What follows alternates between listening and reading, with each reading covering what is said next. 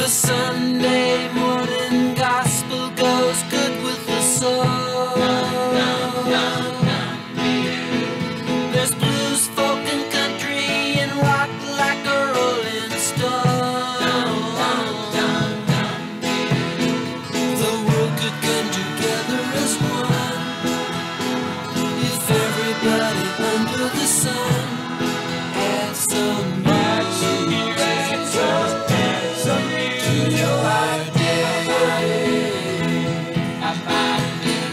You'll hear it while you're walking by a neighbor's home.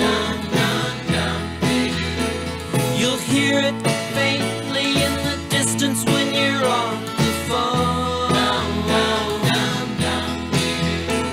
You're sitting in a dentist chair, and they got music for you there to add some music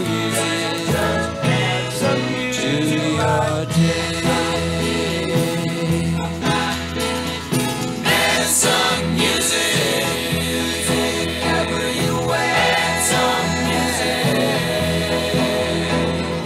Add some, add some, add some, add some music. Your doctor knows it keeps you calm. Your preacher adds it to his songs. So add some music to your day. Add some music, add some when you're alone. Add some music, add some music. It's like a companion. Add some music, add some your lonely soul.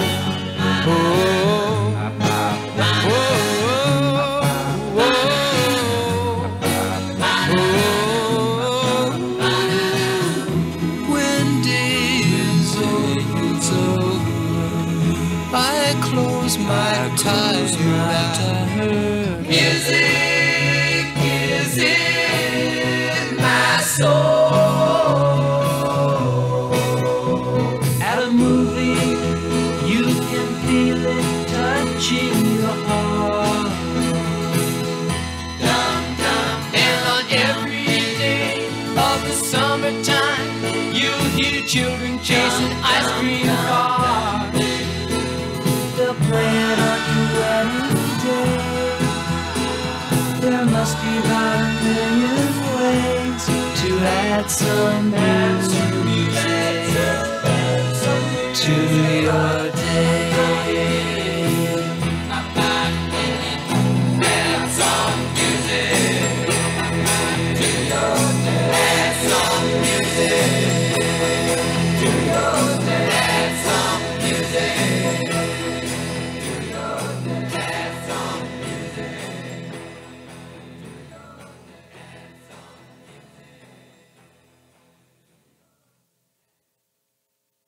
It's the little old lady from Pasadena. The little old lady from Pasadena. Go, granny, go, granny, go, granny, go. Has a pretty little flower bed of white gardenias. Go, granny, go, granny, go, granny, go. But parked in a rickety old garage is a brand new shiny red super stock Dodge. And everybody's saying that there's nobody meaner than the little old lady from Pasadena. She drives real fast and she drives real hard. She's the terror of Colorado Boulevard. It's the little old lady from Pasadena. If you see her on the street, don't try to choose her. Go, granny, go, granny, go, granny, go. You might drive a goer, but you'll never lose her.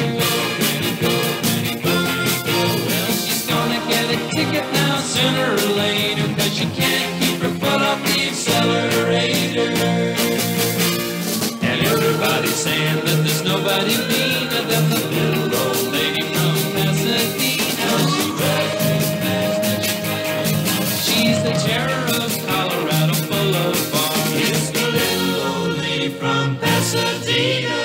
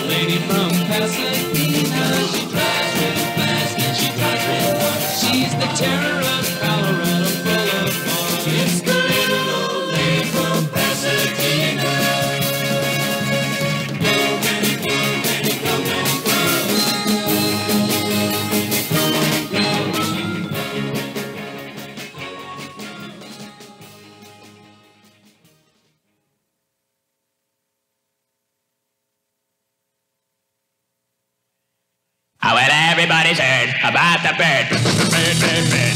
The bird's a winner when a bird, bird, bird. Bird is a winner when a bird, bird, bird. When a bird is a winner when a bird, bird, bird. The bird's a winner when a bird, bird, bird. When a bird is a winner when a bird, bird. The bird's a winner when a bird, bird, bird. The bird's a winner when a bird, bird, bird. When a bird is a winner when a bird, bird. The bird's a winner when a don't you know about the bird? Well, everybody knows that the bird is a winner when a bird, bird. The bird's a winner when a everybody's heard about the bird. Bird, bird, bird. The bird's a winner when a bird, bird, bird. The bird's a winner when a bird, bird, bird. The bird's a winner when a bird, bird. The bird's a winner when a bird, bird, bird. The bird's a winner when a bird, bird, bird. The bird's a winner when a bird, bird, bird. The bird's a winner when a bird, bird, bird. The bird's a winner when a don't you know about the bird? Well, everybody's talking about the bird, when a bird, bird. The bird's a winner when a bird. Sad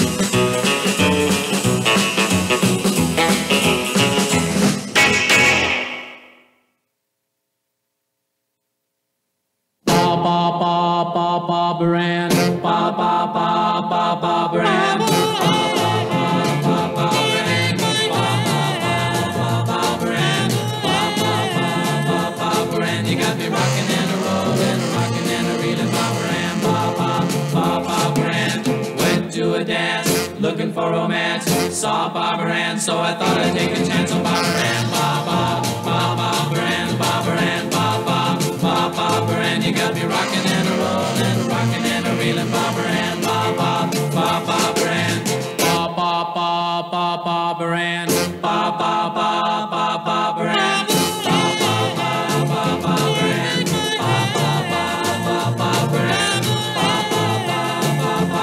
You got me rocking and a rolling, rocking and a reeling, Barbara Ann, Barbara Ann. Played our favorite tune, danced with Betty Lou, tried Peggy Sue, but I knew they wouldn't do. Oh, Barbara Ann, Barbara Ann, Barbara Ann, Barbara Ann. You got me rocking and a rolling, rocking and a reeling, Barbara Ann, Barbara Ann.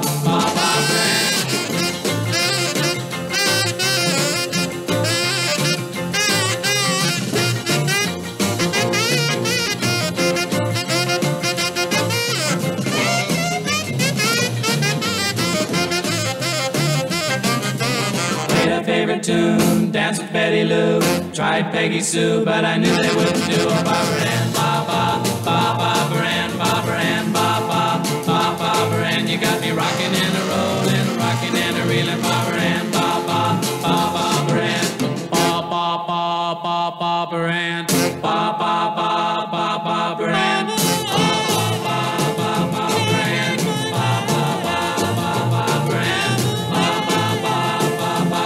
You got me rocking and a rolling, rocking and a reeling, Barbara Ann, Barbara Ann, Barbara Ann, Barbara Ann, Barbara Ann, Barbara Ann, Barbara Ann,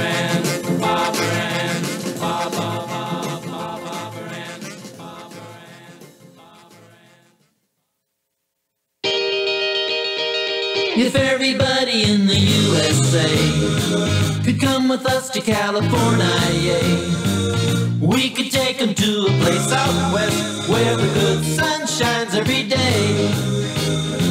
Now there's a touch of California in everyone who's ever been this way.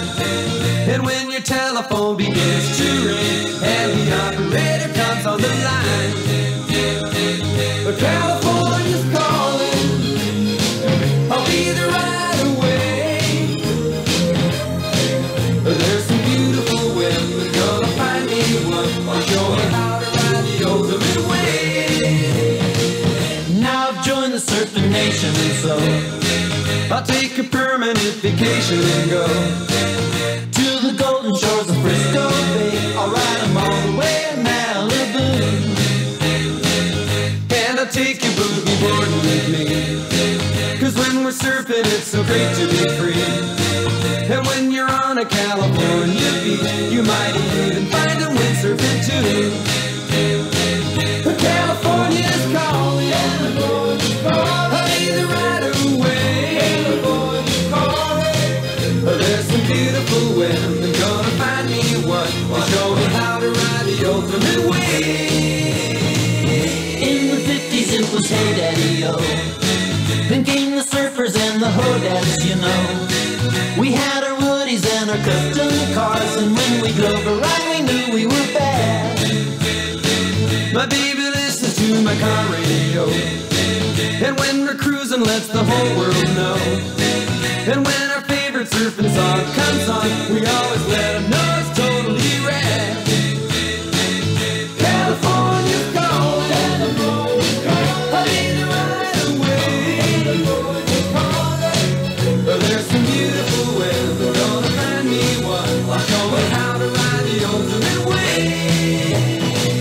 California's calling, she's still on the line.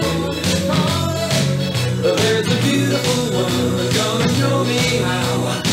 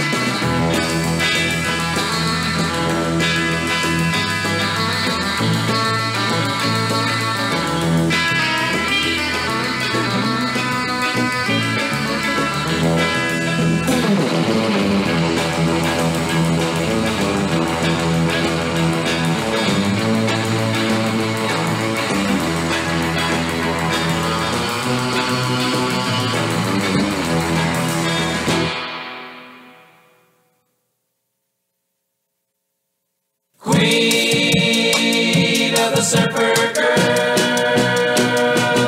She's got stars in her eyes and knots on her knees now. Her crazy grass shift really sways in the breeze now. Riding down a heavier lying in the sand. She's a hip surfer girl in the land. And she's mine. Honolulu, she's mine. Honolulu, queen of the surfer girl. Well, she handles all the big ones every year at Minnehaha, and all the surfers know her from Rinca to Baja. When the beach is quiet and you know we're out of luck, we pray for surf while making out in our truck. Just me and Honolulu, me and Honolulu, queen of the surfer girls.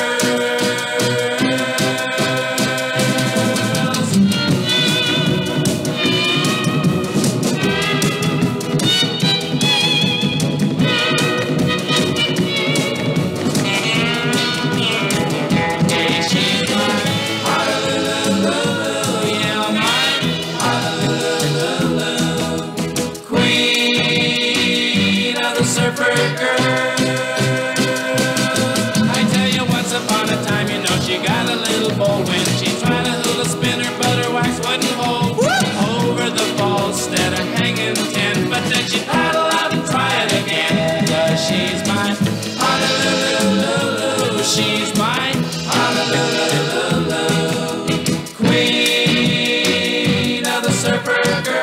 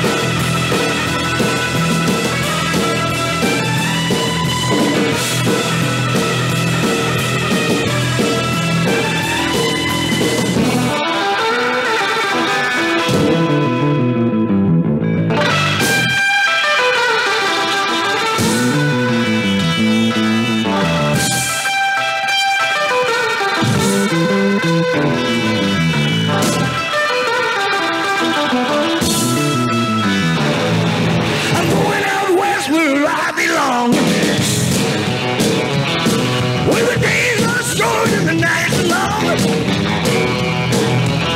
Well, we walk and I walk, hey, they twist and I twist. They shimmy and I shimmy, and they fly, I fly.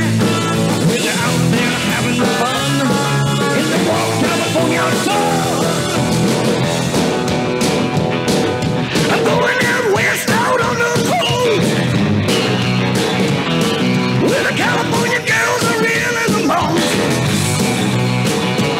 Well, they walk and I walk, and they twist and I twist, and they shimmy and I shimmy, and they fly and I fly. Well, they're still having fun in the warm California sun.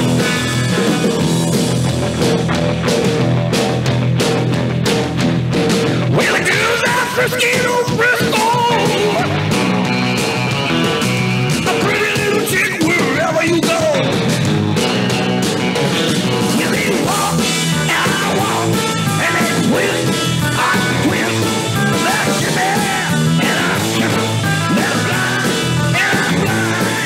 Well, I'm here having fun in the warm California sun. In the warm California sun.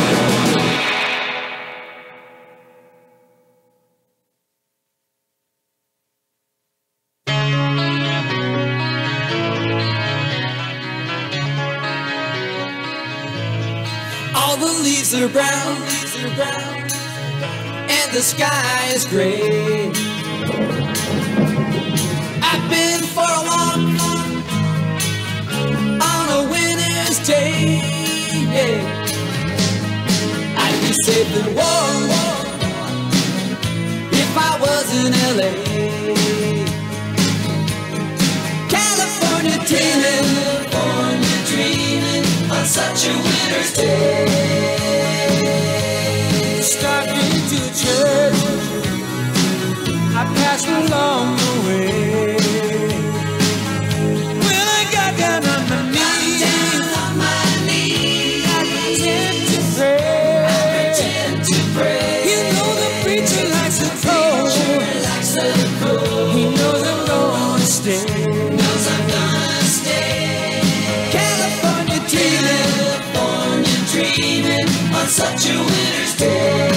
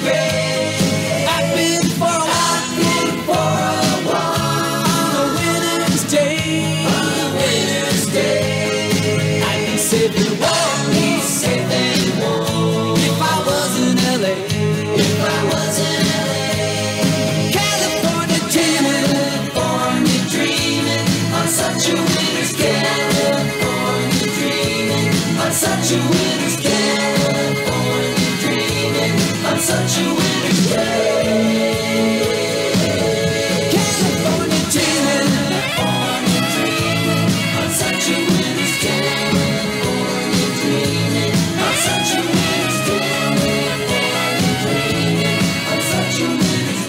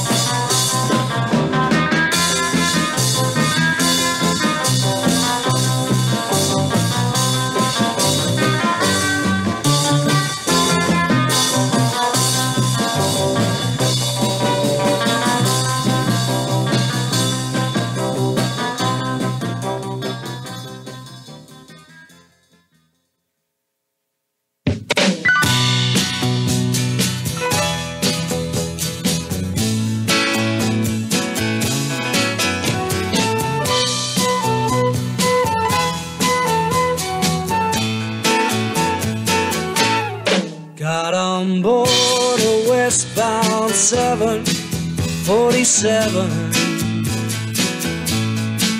Didn't think before deciding what to do. All that talk of opportunities, TV breaks and movies rang true.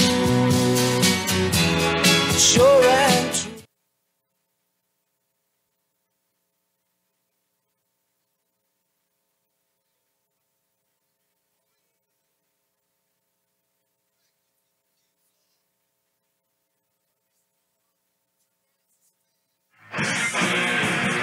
This one's for Punk Lighting.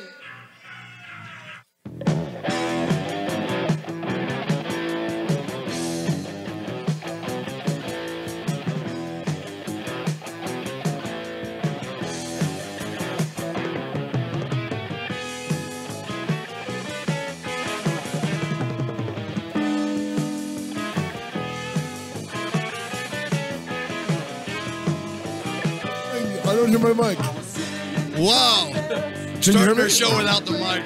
Oh, it's time once again. Coming to you from the city of night, the most Rancho beautiful town in the Cucamonga. face of the earth, the Jeff Sargent Show. Oh, with your co-host, Jakey! Booyah! And the aforementioned Jeffrey Sargent. The invisible man in the booth. The invisible man in the booth. The invisible man. I call him the Invisible Dan in honor of our... The invisible Dan. Poor in Dan. honor of our fallen comrade. He's fine. He's alive. We're thinking about you, Dan. We We are want to thinking about come you, visit Danny. you. Our third amigo. Amigos are welcome. This is for Punk Lighting. I'm going to have to do that again. Yeah. This one's for Punk Lighting. Oh, okay, stop. Stop the song. We don't want to chase anyone off. This one's for Punk Lighting. Good morning. It's your two favorite Rancho Wake Cucamonga. your ass up, man. Can you hear me? I was talking. Jeff, can you hear me? Yeah, My mic sure on? I can. Okay. You're on mic number 5, right? I think so. I don't hear it. Is this on? You hear it? Okay. Hey, is your headphone plugged in? Oh, that's the problem. What do I plug it in? It is. Wait a minute. Keep talking. Dead air is the worst. It is. Let Okay. me hear your headphones. Let me see your headphones. Talking to the microphone. Hello. There we Hey. go. Perfect. Now you can hear it. Okay, something's wrong here. Yeah, I told you. This is for Punk Lighting. Okay, we're having a minor technical difficulty. Testing. Jeff is sorting through. Why don't you use? Why isn't that looking? Do you want me to use that one? Let me see. Testing. Testing.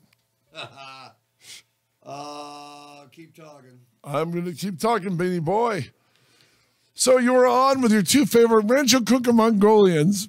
Mongolian. Rancho Cucamonga Mongolian. Yeah, well, That's funny stuff, right there. thank you, sir. Okay, should we switch? No, wait. This. You know what? Grab those headphones, Pat. Wow, you got it, boss.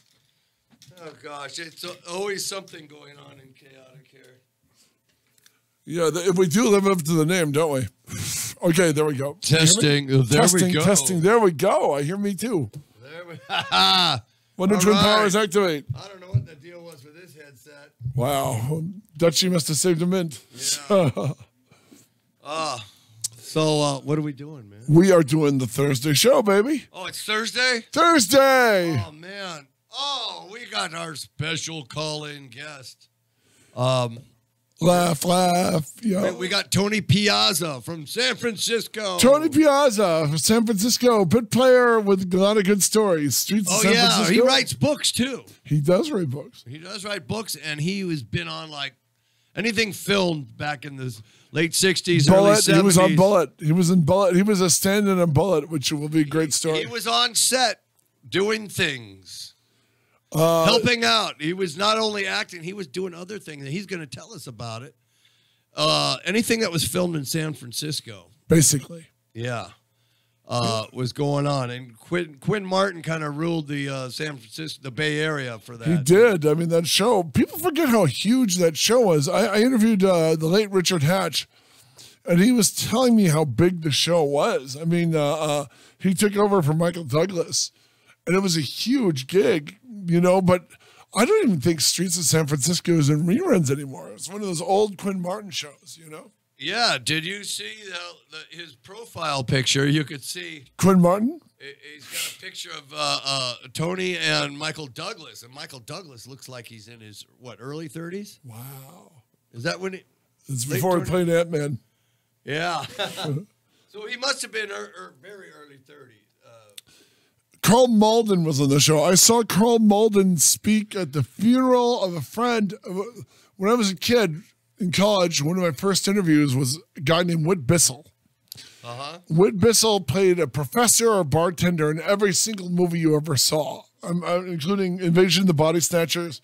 He's the professor who gets mauled by the creature from the Black Lagoon. Wow. You know? Yeah. And Carl Malden, and he was a founding member of SAG, and Carl Malden came and spoke at his funeral.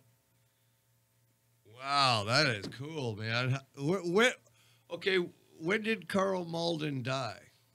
Had to be in the 90s, early 2000s.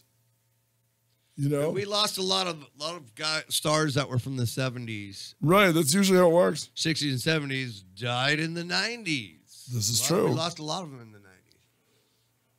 True. Guys that have been around since, 30s and 40s. Nature abhors a vacuum. Nature does indeed. And we also have our other guest that's going to call in after Tony is the rock and roll manager of the 60s. Nifty, really? Yeah. And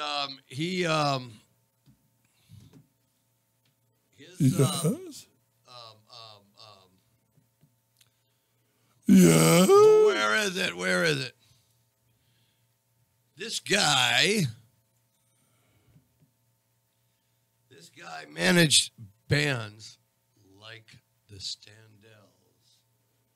Cool. Remember the Standells when they did an episode of the of the Munsters? Were they also on the Flintstones? I don't know. We'll have to ask. That's Mike Copley. His name's Mike Copley. He's been around. He's got some good rock and roll stories from back in the day. Coolio. So the Standells were great. They were like, they were like the first garage. They were like the garage punk the band. first garage punk band is from Michigan. Who's that? Question Mark and the Mysterians, 96 Tears. Oh, yeah. They were, okay. You got to cut down to 4 packs a day, Jeff. This 8 packs is not working for you. So we got some good stories coming up here. Oh, Black Panther opened last week. Made $1 gazillion. Oh, it was badass. You saw it. Yeah. You know, because I snuck in on the matinee. Good man. That's cultural appropriation, you know. Yeah. I won't tell you what theater. They'll come looking for my money. I'm going to turn you over to Wakandan police who are now storming the studio. Well, I just got a few ounces of vibranium. I'm willing to trade. I'm going to put it on Let Go and offer up a fair trade for a fair amount of adamantium. It's the substance that's in Captain America's shield with vibranium, and it's what Bones and Wolverine are made of. Yes, well, in Captain America's shields, that's vibranium, right? Yeah. Tony Stark got the vibranium. It's always been established that the shield is like half vibranium and half... You can't mix those. Can you mix those metals? Stanley did. I'm not sure if we got to do some more research on that. Now that's supposedly why Cap's wait shield... a second. Was vibranium's been around before adamantium or discovered? I'm not sure. Wolverine's 200 years old. But he didn't get his he didn't have his adamantium till he was mutated. Remember the How can he be 200 and a It mutant? used to be bone. Bone claws. It was overtaken by adamantium. It spread, right? They put it, injected, and it absorbed. Ladies and gentlemen, this is why we need more women to visit the studio. Otherwise, we're going to nerd out for hours and hours. Okay, how does Wolverine get his adamantium in his system without you just can't pull a skeleton out? I mean, if his butt cheeks are made of adamantium, how does he even poop? His bone structure was absorbed with adamantium, and I don't know how they liquefy. Do that. I like the gesture. Just going like this. Yes, he was kind of sweaty, and it bonds to it. You're bonding to something. I don't know. I don't know how this technology works, but maybe we could get us I was a Spider-Man Hulk guy. I didn't know what was going on. Maybe we could get a Marvel scientist in here. Professor Chris Claremont, we're talking to you. Yeah. Yeah, so we're doing a countdown. Oh, yeah, Dumbbell here saw Black Panther and left before the ending, so he didn't see the Marvel ending. I didn't see. Okay, you always got to wait for the long credits, and that takes a few minutes. What kind of moron 10 years into the Marvel Universe leaves before the hidden ending, knowing it'll be Infinity War? I had to pee somewhere, and I didn't want anybody to know I was at the movies. And so after the credits rolled, 15 minutes maybe. You can't tell me it just feels 5 minutes. And then you get your teaser for the next movie. Yes. You get every Marvel movie is a commercial for the next one. Yeah, so it leads. They got a little clip that leads into Infinity Wars, right? I really dug Justice League. I just want to put that out there. I mean, it got so much hate. I know. A lot of people are just, I loved the hell out of it. I thought it was great. Just because you're I love Marvel and DC. I'm a Marvel guy, but who doesn't love Batman and Superman, Yeah. And who does the lovely Wonder Woman? I don't care what she's doing and fighting. She's kicking ass. And Momoa's Aquaman was a lot of fun. Aquaman, he's a great character. He is. He really brought that character to life. My favorite scene in the movie is when he's telling them, he admits to the other Justice League how scared he is. And he's talking, he goes, I'm still young. There's things I want to do. And one of the characters pushing, I don't want to die in an endless, brainless battle. And one of the characters pushes him forward, and you realize he was sitting on Wonder Woman's lasso. Yeah, lasso of truth. So he was totally telling them the truth about how scared he was. Funny movie. I liked it. Oh, God. Yeah, Aquaman's got a sense of humor. Yeah, I thought it was funny. Oh, my God. Guess what I saw yesterday when I was in Walmart?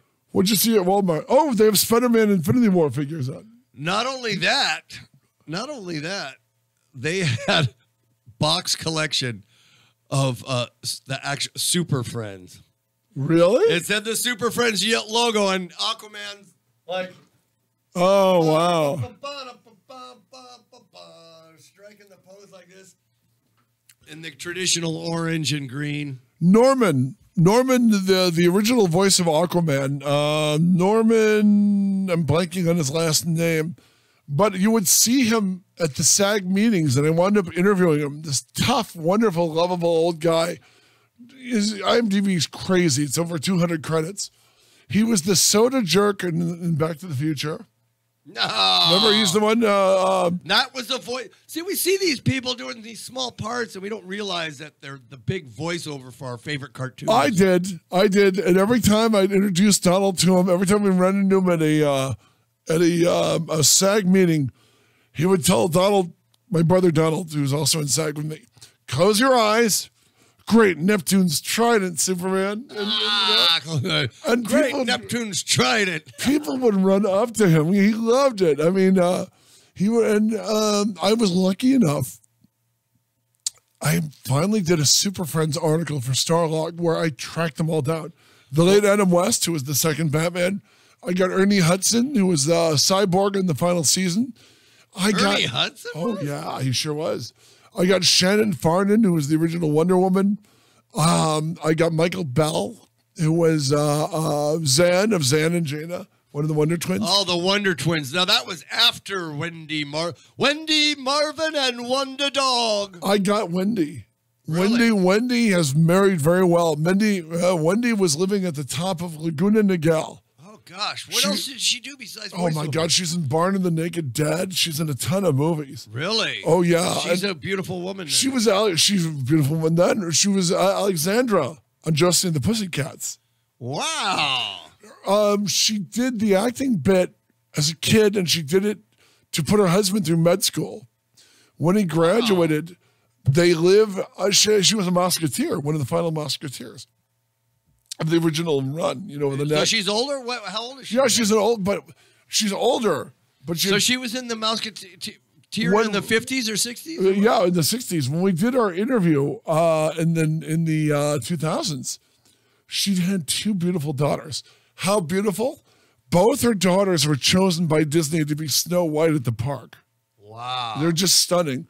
One of them got married in Rome. Pope John Paul II came to their daughter's wedding. Might have even done the daughter's wedding. You know, and she lived at the top of Laguna Niguel. I mean, mountaintop. You got to go to their house? I went to their house. Oh, yeah. Oh, my God. And she had a Mickey Mouse-shaped swimming pool. No. And it was man. She was, the amazing thing is, because I couldn't find, I got Marvin. Marvin was Frank Welker, and he was the hardest guy to get of any Super Friend. He had such a silly voice. I mean, it fit the cartoon character perfect. Frank Welker. He was also the voice of Iceman. He was also the voice of Fred and Scooby-Doo, still is. The Fred and Scooby-Doo. Yeah. He was Herbie the Robot on the Fantastic Four. Wow. You know, he was this guy was so hard to get. And once I got him, it was an amazing interview. I mean, Frank Welker still does voices to this day. When you see Godzilla movies, that's Frank doing the voice of Marvin. I can't picture Marvin's voice doing anything else but Marvin. Isn't that amazing? Yeah. But he's Fred. But you say the same thing about Fred and Scooby-Doo, but that's him too. God. You know, Fred. Yeah, he's Fred and Scooby-Doo. Ascot Fred. Does Fred and Scooby-Doo one entity? No. Fred and Marvin are the same. Scooby-Doo. Fred and Marvin. Yeah. Scooby-Doo are the same voice. Oh yeah, Fred, Marvin, Bobby Drake on Spider-Man and His Amazing Friends. He's the Hitler-loving monkey. He's the voice of the Hitler-loving monkey in Indiana Jones and Raiders of the Lost Ark. That's Fred. Wow. So he was an amazing interview. I mean, he to this day, whenever you have an animal in a movie, you call Fred. Wow. And Fred has a very nice car with the license plate 7 Ducks. 7 Ducks is what he's famous for. I guess they needed like 7 ducks flying all together, and Frank Welker was able to do the voice of all the ducks at the exact same time. Wow, that's crazy, man. He was hard to get, and the most amazing thing when I did this Super Friends piece, I got, God bless him, I got Danny Dark, who for me that was Superman, him and Christopher Reeve. Danny Dark was the cartoon Superman in Amazing Friends. I mean, on Super Friends. I got Danny Dark 2 weeks before he died. 2 weeks before Danny Dark died, I got him. Wow. You know, 2 weeks before. Before he died, you know what I mean? Damn. How was he? Did he seem like he was coughing? How can you do that? You're interviewing somebody, and then they're in great spirits. You're doing a great interview. Hell of a nice guy. And then all of a sudden he's gone. How does that happen? It made me sad. He coughed. I do remember. Was he kind of sick or what? Well, yeah, and I think he was sicker than he knew at the time. He didn't seem that healthy when you did the interview. His wife brought us she made us this great breakfast, and I noticed when he started coughing, he dabbed his mouth, and I did notice there was blood in the napkin. Oh my God! That was your clue right there. Yeah, and he never agreed to an interview before. He never done it. He was the voice of NBC for years and years. He'd never done an interview before, and I was lucky enough to get him, you know. Man, that was... Have you ever lined up an interview with some of these old people, some of these good actors and personalities, and then they've died before you? Oh, yeah. That's happened. Unfortunately, that's happened a couple times. The hard ones are, I like to do like a top-to-bottom interview where I'll cover a movie and I'll get 20 people. Whoa! Hold on, Patrick. We interrupt this program. Wait. Oh, he was calling. We got to wait for him to call. Who was it? That was Tony. Cool. All right. Well, waiting for Tony. I'm going to grab my coffee. Grab your coffee. Tony, call us again. Tony. Oh, here he comes. Tony. Hi. How you doing, buddy? We were just talking about you. Nothing but good stuff, of course. Patrick, get in here. Patrick, we saw you just called, and then we lost you, and then it rang again. And so now we got you. How you doing? I'm doing fine. How you doing this morning? Oh, good morning. I got up. We got up pretty early this morning. We got to the station early this morning. In fact, we got here a half hour early. Real ambitious, huh? Yeah. Patrick, say hi to Tony. Greetings, Tony. How you doing? Doing fine, Pat. Excellent. Nice to have you on, sir. You have the same name as my sainted belated father. Not the same last name, but the first name, Tony. So you, sir, are going to talk to us about all things San Francisco movie and TV-wise. And Rice-A-Roni, too, the San Francisco treat. Is it really the San Francisco treat, Tony, or is that BS? I used to have Rice-A-Roni from time to time. Yeah. When you were good, or was when your mom let you out of the punishment closet, you had to... I mean, that was it. That was in everybody's cupboard. I know it was when I was a kid. It was like Hamburger Helper, and the Hamburger Helper tastes like crap. I always wanted to ride on a trolley car, and I did too, actually. You know, Tony, that's a real experience, I'll tell you. Well, if you have, the first time I did, I hung outside the trolley car. They let you ride it outside. Yeah, and hang on to the rails, man. My ass bumped a car window, and I set off the car alarm. I'm kind of a large mammal, Tony, but yeah, I remember. He's a large mammal. Stay inside the car next time, Patrick. My brother goes, "You idiot, if you broke that." So, Tony, how'd you get your SAT card? Well, it started back in 1970, I believe. I got called in for I guess you would call a catechol for the film.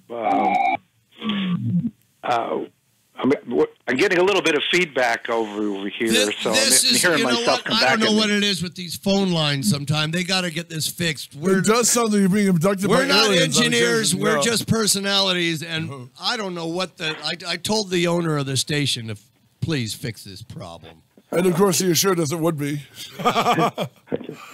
Anyway, getting back to the story, what it was is I got a cattle call for a film called What's Up to Doc with Ryan O'Neal and Barbara Streisand. Oh, God, I remember that. Great movie.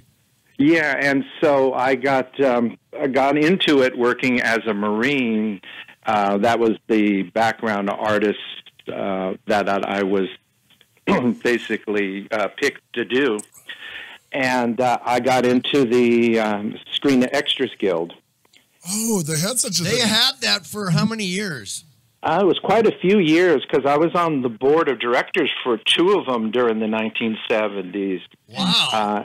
And after I left, they were running for a while as well, too. And then I heard, I don't know if it was in the go on.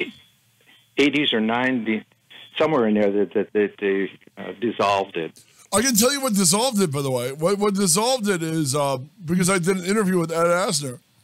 So when Ed Asner was president of the Screen Actors Guild, he was doing a show called Lou Grant.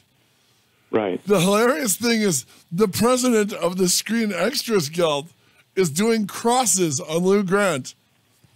And they filed some sort of Screen Extras Guild grievance. Oh, wow. Against the president of SAG, the star of the show, Ed Asner, a hell of a nice guy. So many people were angry at these idiots for picking a fight with the president of their own union that basically it sped up their demise. Wow. Yeah. So anyway, getting back to the story. So from that, I got onto the streets of San Francisco. And I was a stand-in for the guest stars that came on the show. Wow. And then about the fourth season, I did Michael Douglas. And then the fifth season, Richard Hatch.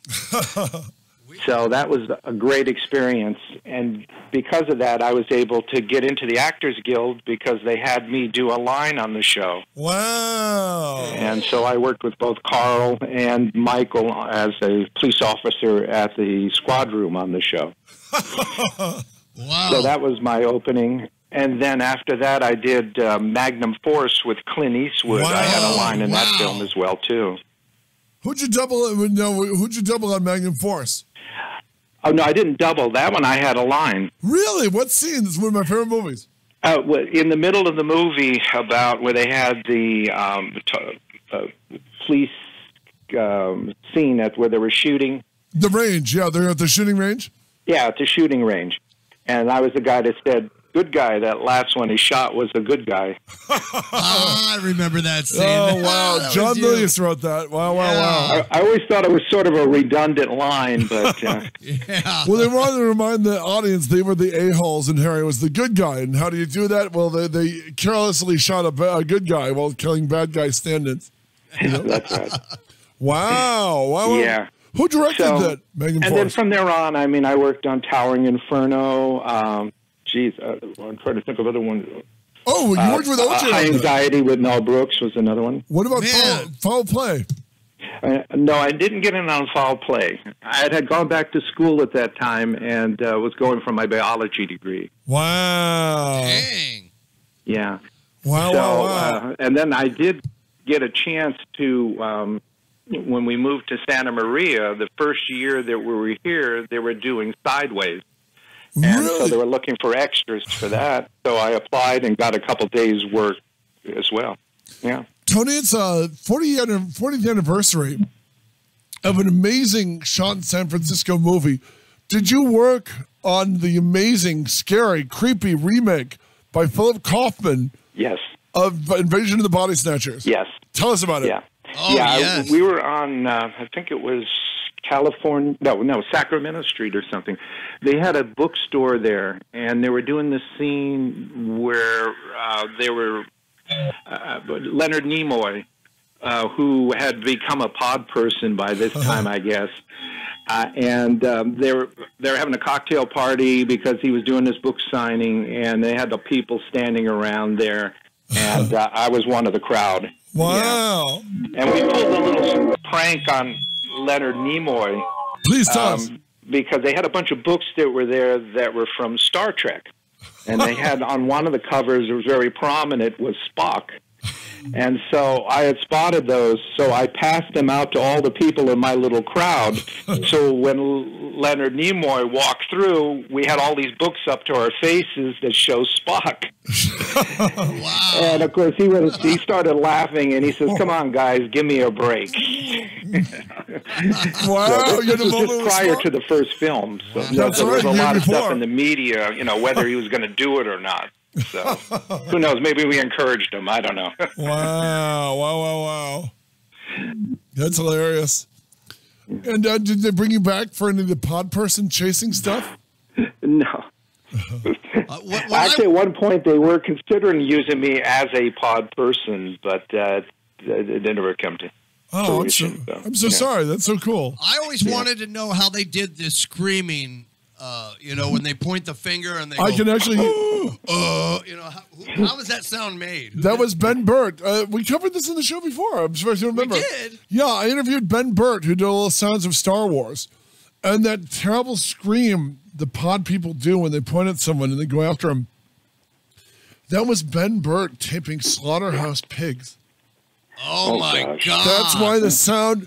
That's why that primal scream of terror is so. That's why that primal horrifying. sound is so horrifying. It's literally a scream of animal terror. It's Ben Burt. You couldn't do that nowadays, could you? Well, you No pigs were harmed during Right. this film. Well, he just took them to the slaughter. I think he went to the one in Vernon and taped them over there. Oh my God. But that's in my 2-part article, "The Sound of Star Wars" from Titan magazine.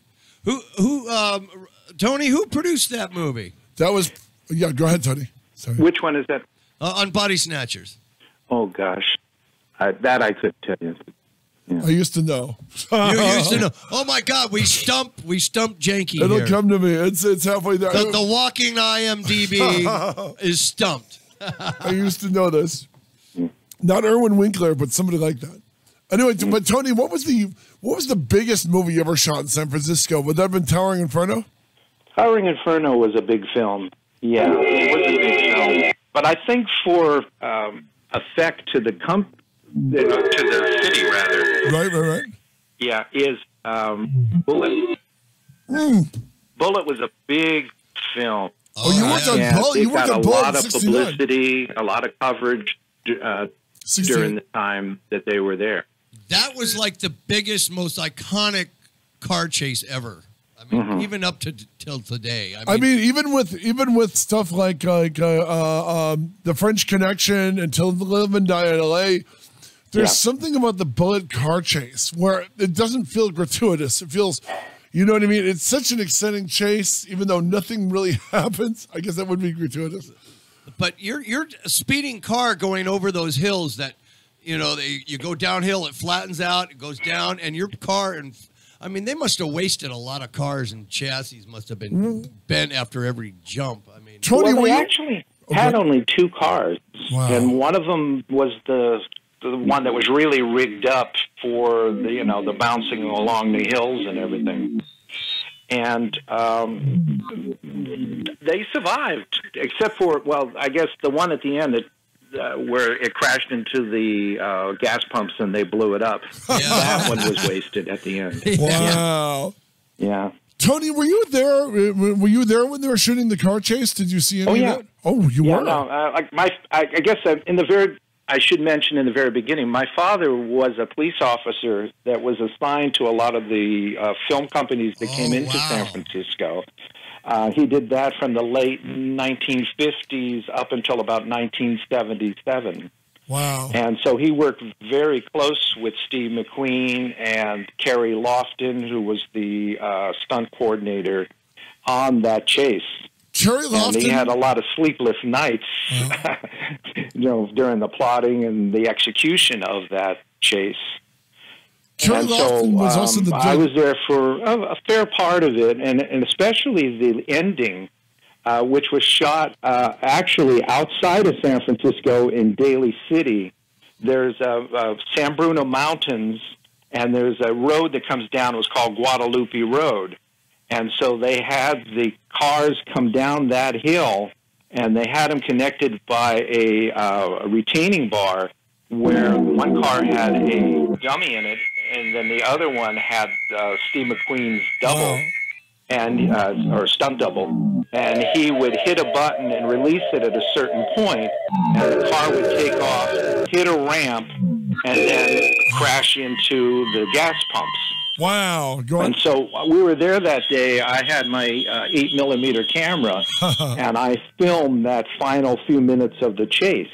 Did you really? And one of the things that was interesting is they had built that whole little city, the gas station and all the buildings behind it. That was just all from the motion picture company. And so when the car came down, the special effects guy got over anxious, and he hit a button and set off the explosion before the car actually hit the pump. So the car drives right into the explosion. And, of course, they couldn't redo it again because it was such a complicated thing. So luckily what happened is the cameraman and the director the day before had some extra time on their hands.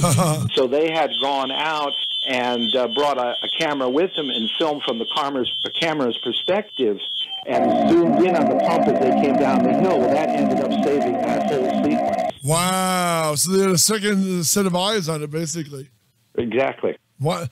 Hey, Tony, were you out there for like big later movies like Ang Lee's Hulk and Memoirs of an Invisible Man?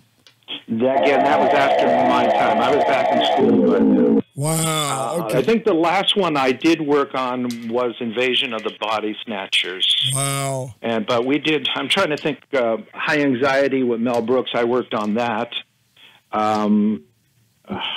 Someone with Jimmy Freebie and the Bean. I worked on that. Oh, Alan Arkin and James Caan. Wow. Right. Yeah, I worked on that one. And I was on the set with Alfred Hitchcock on Family Plot. Were you really? Wow. Yeah, that was interesting. I mean, he's a personality all in himself. Tell us about that. I mean, you've seen Hitchcock with your own eyes. That's amazing. Yes. They were filming up at Grace Cathedral up on Nob Hill. Is that the one where everybody was sitting out in the pews and everything, and here comes Alfred Hitchcock, just like the Pope or Archbishop, walking down that aisle, working his way up to the front, to the altar area where he had his director's chair. Wow. So, and I don't know why, but in the back of my mind, I was hearing that theme from the old Alfred Hitchcock movie. Was it the Dance of the Marionettes? Yeah. Wow. So, but you could tell that he was slowing down by then because it was he was huffing and puffing by the time he got to the front of the church, and his face was just beet red. Wow. Yeah. Interesting. And did you have any moments talking to Steve McQueen or Simon Oakland? Yeah, Steve McQueen, definitely. Oh, yeah. Walk us through it, brother. Let's hear it. Yeah. Yeah, Steve was just a really fantastic guy. We were in the basement of San Francisco General. They were doing the foot chase between the Ice Pick Killer and Frank Bullitt. Right. And it was really, really hot down there because in those days, they didn't have the type of fast film that they have. So they had to put plenty of light down there in order to light the set.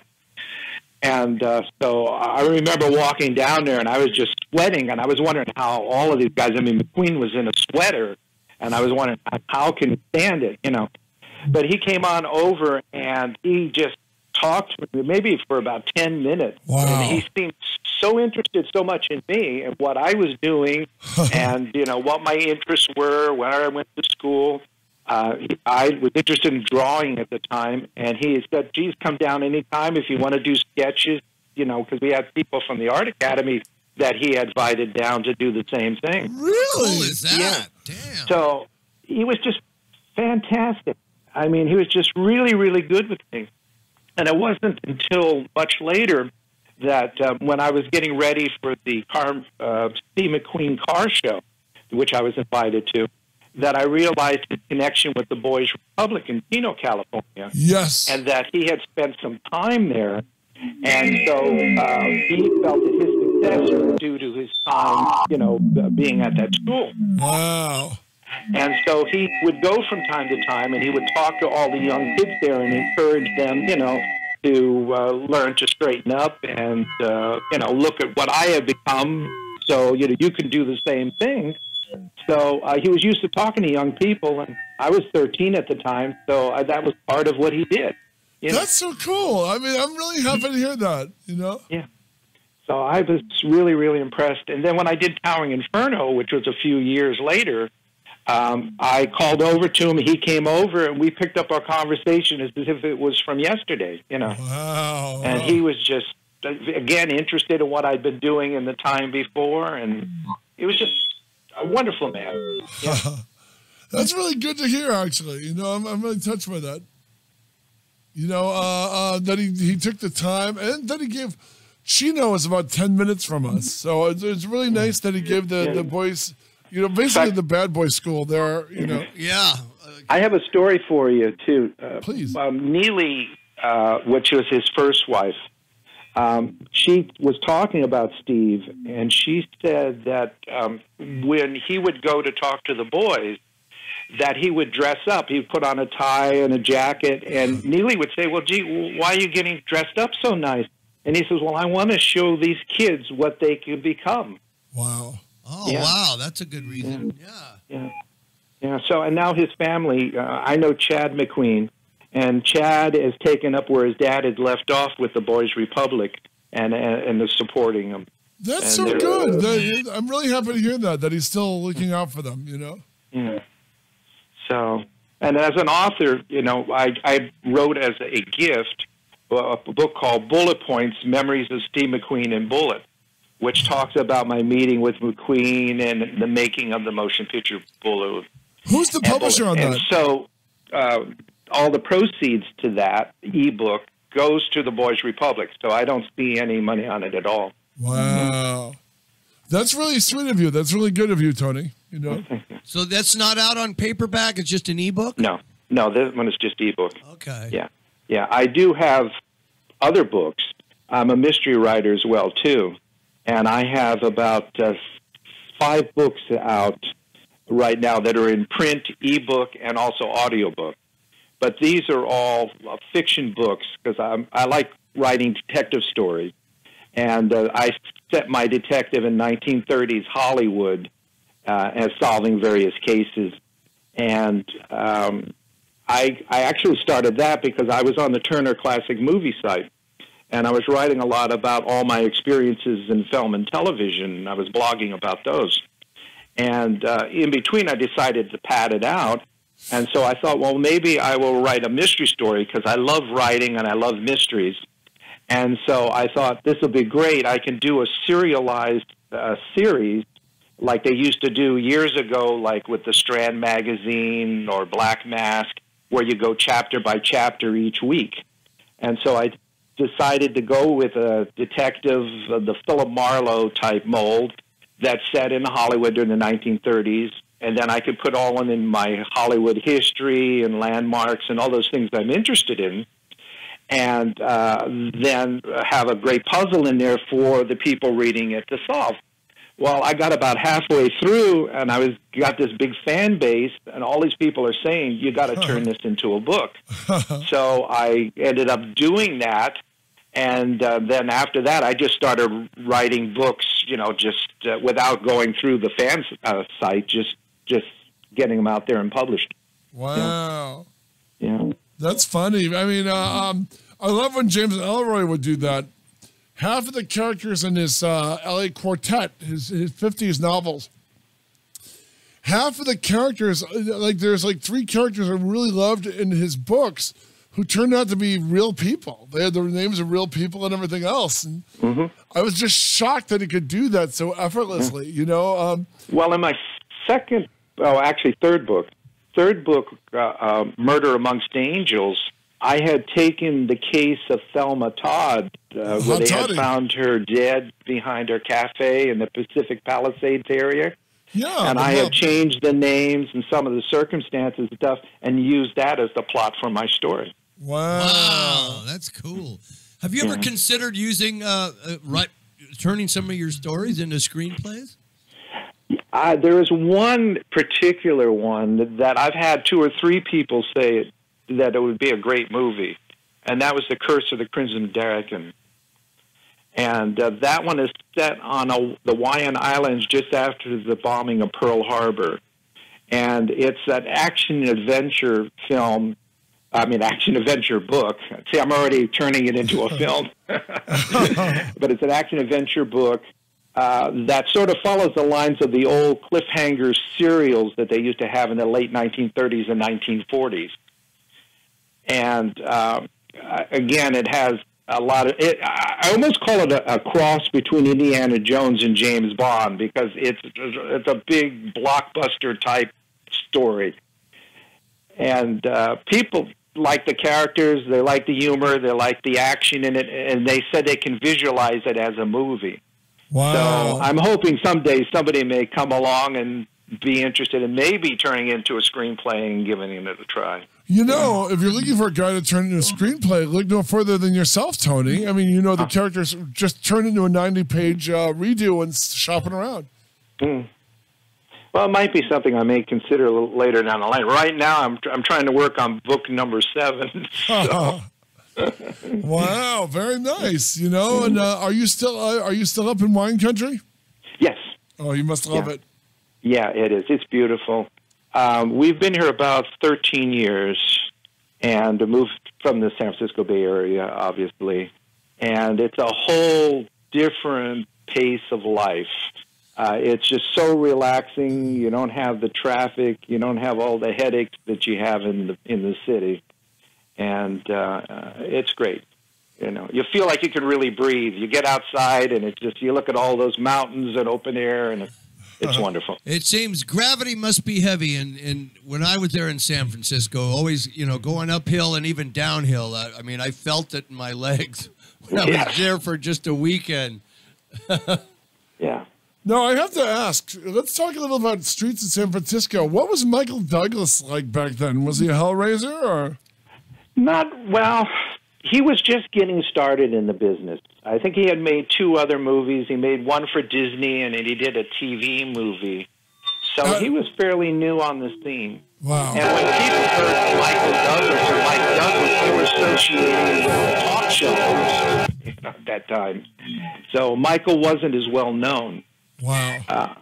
It was later on, he had gotten from his father, was it One Flew Over the Cuckoo's Nest? Yes, yes. And he started to produce that and organize that. And then after that, he got into feature films and then really started to build.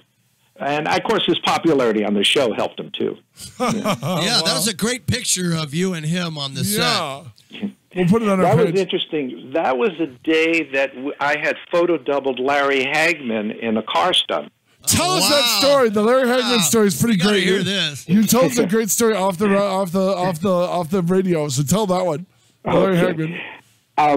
What it was is in the scene, Larry Hagman and his girlfriend were in a car, and it gets shot at, and she panics and he hits the gas and tears off across the street, and she hits a parked car, and as it turns out, a second parked car, and comes to a stop. So I photo doubled Larry Hagman in the passenger seat, and then they have the stunt driver driving the car, and they set it up. They got us in a Mustang II, and they went ahead and gave us the okay. We came around the corner, and we hit the car that was set by the movie company there, and pushed it aside up onto the curb, and then went over the curb and then hit a second car and hit that as well. But the story behind that is that second car, which we weren't supposed to hit, fortunately somebody had the foresight to realize, because it was actually a parking lot and there was somebody else's car there, and they asked the attendant to move it and to put one of our cars from the company there. And it was lucky we did, because we ended up damaging the second car, which would have been somebody's personal car. But as it turned out, it was just one from the movie company. So luckily they had the foresight to do that. But Hagman was funny because, I have a photograph, which I'm embarrassed to put up anywhere, but they have me dressed up with this 70s look with an ascot and a coat, and they have this big wig on me that I look like the Incredible Hulk, And they have us standing side by side, and they took a picture, and it's a fun picture, but I look pretty goofy. But in any case, Larry Hagman calls me over, and he says, come over here. And he says, you going to photo double me? And I says, yeah, I'm planning to. He says, I wouldn't do it. And then he gets that laugh of his, Yeah. He was a fun guy. Hey, what were the other stars who became big who you doubled on Streets? I think Stallone was on the show, right? Who? Did Stallone do an episode of Streets of San Francisco? I don't remember Stallone. Arnold Schwarzenegger was in it. Really? Wow. Yeah. How was he? And it was funny because, he had just come over, had just finished doing Pumping Iron. 77, and so he wasn't all that well known at the time. And the director, Michael Priest, who was, he loved jogging and all kinds of things. He was our script supervisor. Wow. And so they gave him a chance at directing. So he wanted something that had some sort of athletic theme in it. And they had this one about a weightlifter who goes crazy and kills his girlfriend. And so he had Arnold because he had seen him in Pumping Iron. Wow. So I'm listening to Arnold, doing his lines, and I'm thinking to myself, I don't think this guy is going to go any further. Like, this accent's not working. So you can see why I shouldn't play the stock market. Well, Arnold Schwarzenegger, was he nice? Did you like Arnold in 78 or whatever year it was? He was nice. I mean, he was quiet, and he seemed a little bit insecure. Like he was just starting off. But that must have been before he did that that silly Western cartoony comedy with Kirk Douglas. By the way, Oh, that's yeah. probably how he got. Yeah, the villain I think was 1979. So this episode of Streets would have been 78. So Yeah. Douglas would have been aware of him through his son's show if he watched it. You know. Yeah. Yeah, because this was probably back around 1974. Oh, that's way earlier. Yeah. Yeah. Wow. Yeah. Yeah, I know he did another movie. Was it Hercules in New York or something? 1970 with Arnold Stang, also Yeah. known as Hercules Goes Bananas.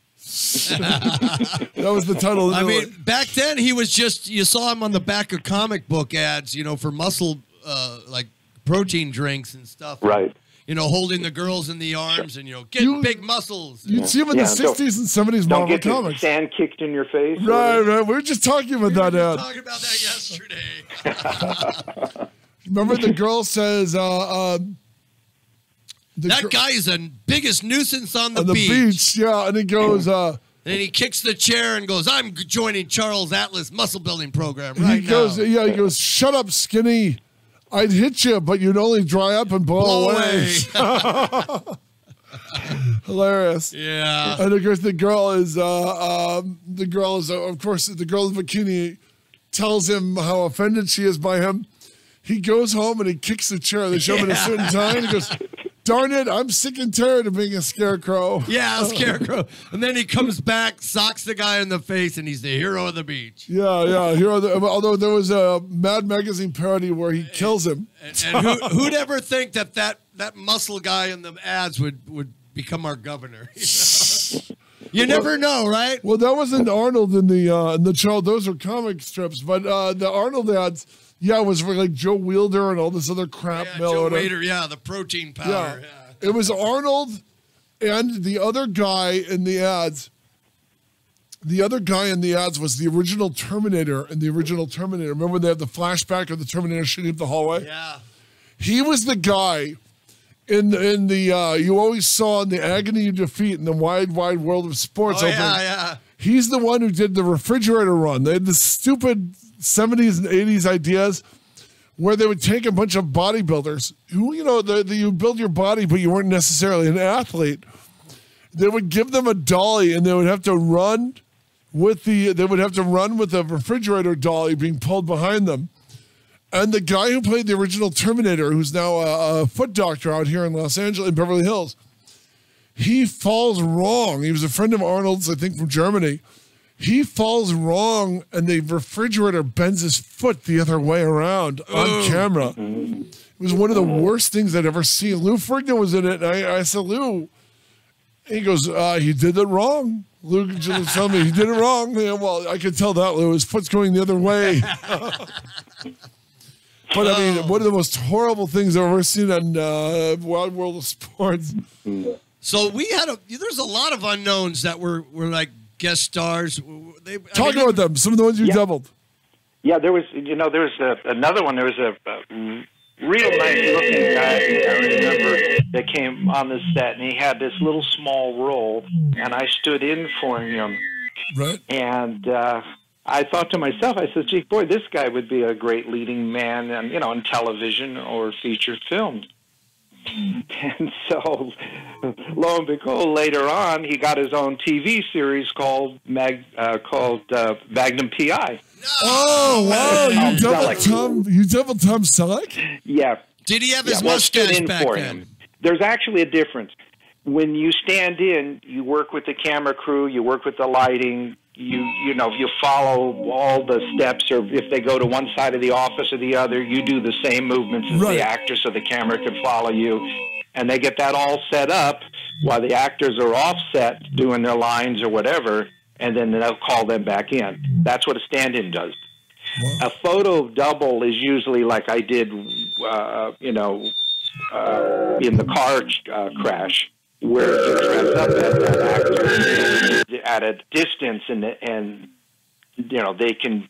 You think that that's basically them in the car. You're doing that. Wow. Yeah. Fascinating. So did Tom Selleck have his mustache back then? Yeah, he did. Yeah. Wow. So he's always carried that thing.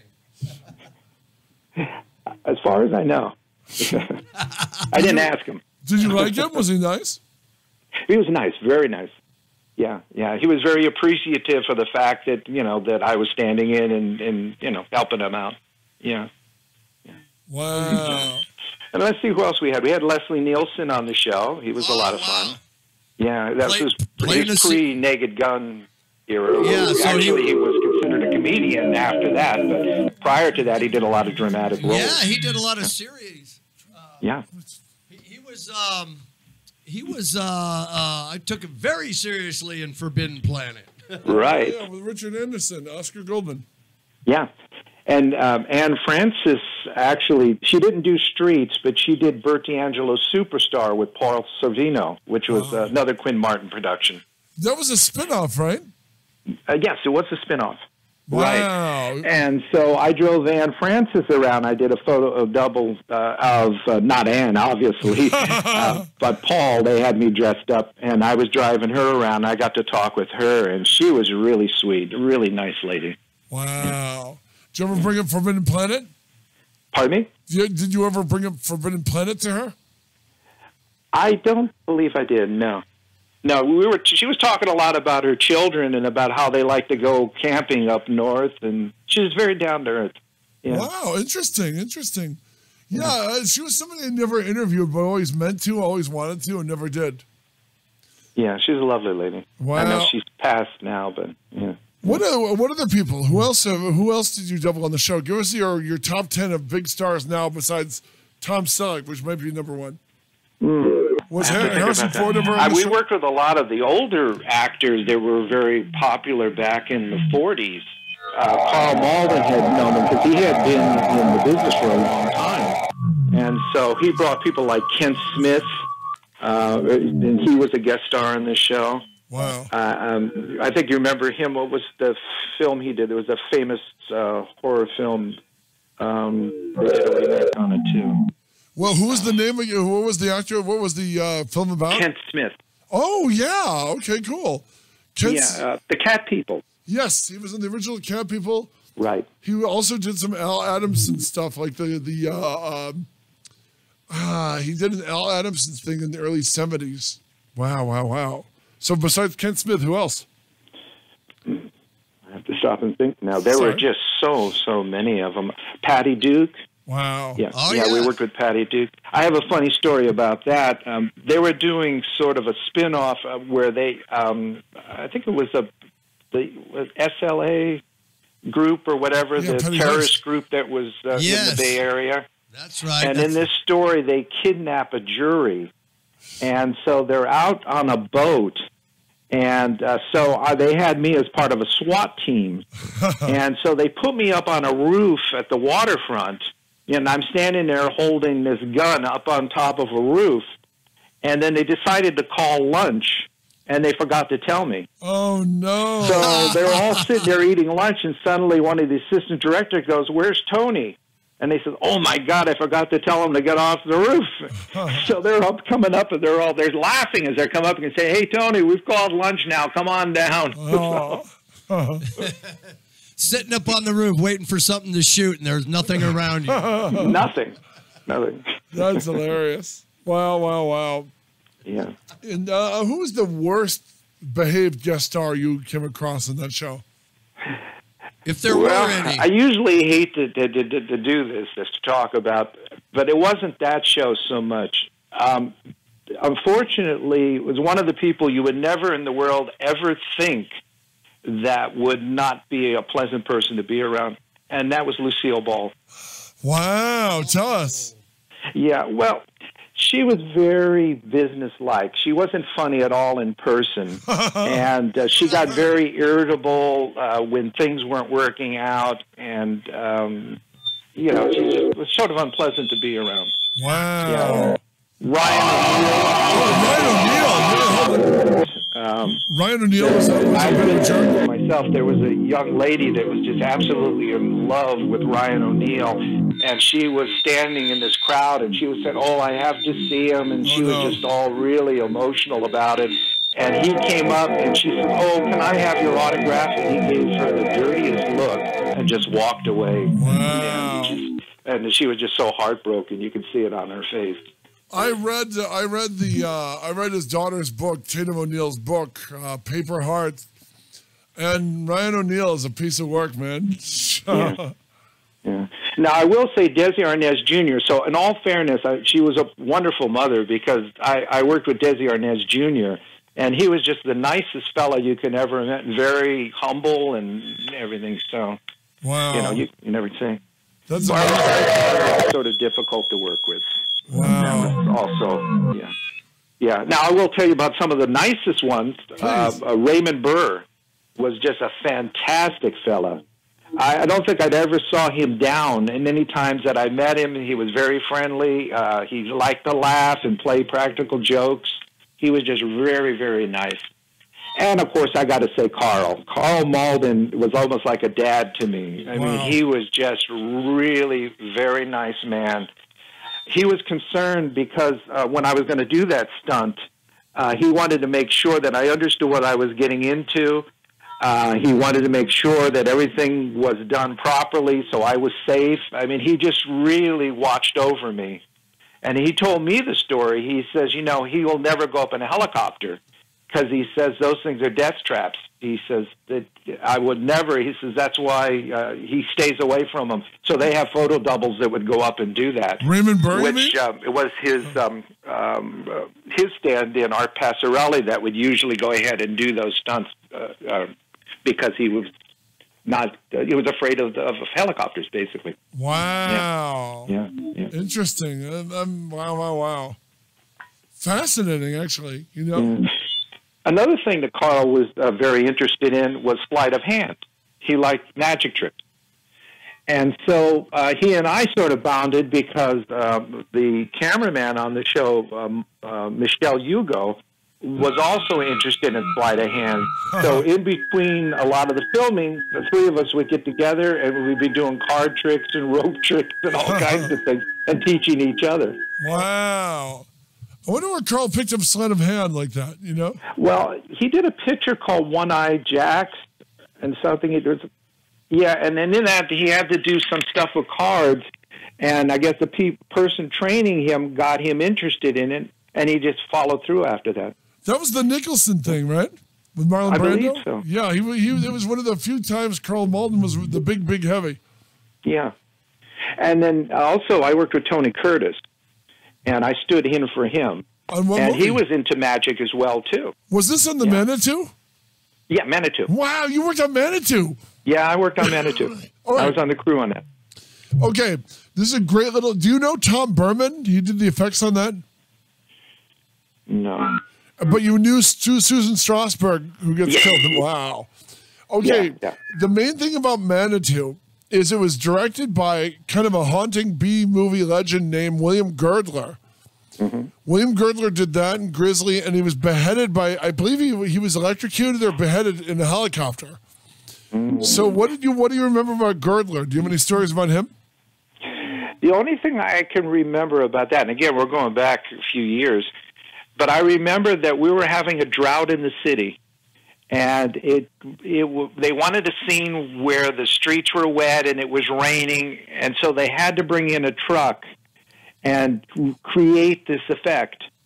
And believe it or not, the next day it actually did rain. Wow. Yeah. So, but we did some cable car stuff on that too with Susan Strasberg. Because I remember standing in, and she was sitting, and I was standing in front of her, and we were just casually talking, It's a crazy movie. It's an Exorcist ripoff. I know as a kid it used to run in the CBS Late movie, and that's where I saw it. But it's a Susan Strasberg has a bump on her neck that turns out her neck is pregnant with an undying evil Indian medicine man. Ooh. And wow. So was Strasberg cool? Was she nice? Yeah. And very, very nice. Michael and Sarah was in there as well too. That's hilarious. Michael and Sarah, I did his Barbara last Eaton's ex-husband. In fact, I did one of his last interviews. He was Syrian, but he always played Native American. Right. Yeah, wow. Very tall man. Yeah. Very serious. Was he over 6 foot? Oh yeah. He's about 6'4", I think. Oh, really? Yeah. Taller than me. Yeah. Yeah, he was an interesting guy, a sweet guy. Great deep baritone voice. You know. Mm-hmm. Good actor. Wow. Yeah. I mean, he worked all the time in movies and TV. He's one of the first Klingons. You know. Oh man. Was Cochise, wasn't it? Cochise and Broken Arrow. Very good, sir. Yeah. Oh, yes. And he married Barbara Eden during I Dream of Jeannie. Really? Oh, yeah. I had no idea. Oh, yeah. He was there for the... he was there when Barbara Eden was Barbara Eden. Height of her powers. Wow. Yeah. Was that a long shoot or was that a short shoot? For the again, they divided it. One of them was here in the city, which might have been at least a couple weeks. Yeah. And then the rest of it was done out in the studio in L.A. Because, I mean, at a certain point, it became too expensive for production to shoot in San Francisco. You know, you guys, when the area took off, only the biggest of big budget movies could shoot there. Memoirs of the Invisible Man, the Hulk for Universal. Because everything else, no low-budget movies were basically chased out of San Francisco because they couldn't afford it.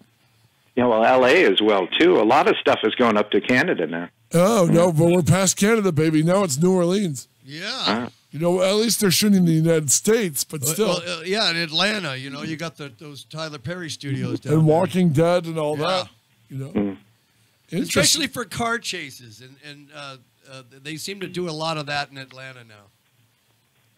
Wonder why? You know, I mean, besides it's cheap and it's probably cheaper to pay the city, you know, to close off, all the streets for doing their car chases. Now, what about in San Francisco? I mean, they had to pay. I mean, the city must have made a lot of money with those Quinn Martin productions. I mean, closing the streets off. Quinn Martin, and Bullitt particularly. I think at that time it doesn't seem like a lot now, but they gave $1 million to the mayor's fund. And from that, they built a pool built a pool for the children from that. And Hunters Point. I was trying to think of the name. That's a good thing. Yeah, extremely. You know what I mean? I mean, when you look at it, I mean, it's just too expensive to shoot there, right? Yeah. Wow. And now they have a whole squad of police, specials and stuff that work there that they have to pay. During the time that my father was working, it was just him and his partner that was handling the companies that were there. Yeah. Well, since and then normally the way that worked is they were just paid their regular day's wage, and the movie company only paid the overtime. Wow. Now, so did your dad work on like Herbie Rides Again, the second Love? The Love Bug movies were shot in Frisco. Right. I don't remember him working on those. I think they may have come a little bit later, or he was working on something out at the time. What he did do, though, for Disney is, they used to have the thing called Circle-Rama. It used to be a feature that they had at the Disneyland park, and it was called America the Beautiful. Oh, yes. Okay, the San Francisco segment, it was one that he was involved in. In fact, the very first one, you would see him directing traffic down at Fisherman's Wharf. Wow. Oh, cool. Yeah, so you actually see him in the film. Because there's no way around it. When you got 360 degrees, obviously, you can't. That was a neat experience. I remember seeing that as a kid. And it's just like everything goes around you in this 360-degree screen. And that, especially that was during the flying sequences through the Grand Canyon and stuff. Oh, yeah. And you could actually kind of feel it. It fools your senses. I remember seeing that at Disney World as a kid, and it terrified you, And there's your dad in there being seen by millions of people. That's right. Yeah, he was lucky. He got into a few films. He got a little bit in Streets. They used him one time. And in Bullitt, you do see the back of him when the ambulance is going into the hospital, San Francisco General. You could see him directing traffic in that one. And then there was a show called T.H.E. Cat, where it actually opens up with him holding a machine gun. Really? Yeah. Yeah. That's hilarious. Yeah. Wow. When you did, where can people read your book, by the way? Where can people find your book? Oh, thank you. Yeah, Amazon carries the books. They have them, again, in print, ebook, or audiobook. I also have a website, which is authortonypiazza.com. And there I have a store as well where I sell autographed copies of the book. And then on there as well, you can read a lot of these stories about working in films and see some of my personal photographs as well, too, from those days when I worked with the company. Good. Hey, did you ever work on Love at First Bite? I think that was Frisco. Yeah, that was later, too. Oh, well, you were already in school by then. Okay. Yeah. Interesting. Interesting. I did, like I said, I did the 2 Clint Eastwood. I did Magnum Force and The Enforcer. Oh, you're an on both enforcer. of those. You didn't mention Enforcer. What'd you do in Enforcer? The Enforcer, I worked at the Hall of Justice. Wow. And I was in the hallway there. And it was sort of neat because actually Clint Eastwood acknowledged, he was standing on the other end of the hall, and I saw him look over and wave to me. So he acknowledged me instead of me acknowledging him. Wow. He was just very down to earth. He's a cool guy. I met him. I was working on a show at Warner Brothers. What's that one with Anthony Edwards? That ER. Yes. I was doubling on that show, and I was trying to I do props and things, and I went over to the effects department and art department, and I was trying handing out my resume, and I see the big posse with Clint Eastwood giving all his buddies a tour, I guess, coming out of the welding shop, and I just kind of froze there because, he's right there in front of my face, and I'm just going just staring at him, and he's all, "Is everything all right?" I go, "Hi, Clint. Yeah, I'm just trying to, get a job in here." And he's all, "I hope everything works out for you." And he said, you just urinated yourself and you have erections. But it was, just see him come unexpectedly, in your face with this, all his suit and tie guys, right, surrounding. Did you give him a resume? No, I just went. All right, you're not going to go far in this town, son. Wow, that's too funny. Yeah, that was it's funny about running into people unexpectedly. I was at Borders in San Francisco when it was still there. Obviously, Borders is no longer. I love that place. It was a great store. Yeah, I did too. I really, I'm sorry to see a lot of the Borders go because I enjoyed. They're all gone. They're all gone. They were the poor man's Barnes and Noble. Yeah, but anyway, I was standing in line at the CD area, and there was this guy in front of me with a nice coat. He was dressed up and everything. I didn't pay too much attention. And then a few minutes later, he turns around and I look and I realize it's Tony Bennett. Oh, wow. Oh, man. That's heartbreaking. So then you don't know what to say. It catches you off guard. Right. That's too funny, Or sometimes you can look at him and think, is that really him or her? You know, and think it's somebody that looks like him, and you don't know what. Too embarrassed to ask. Is that you?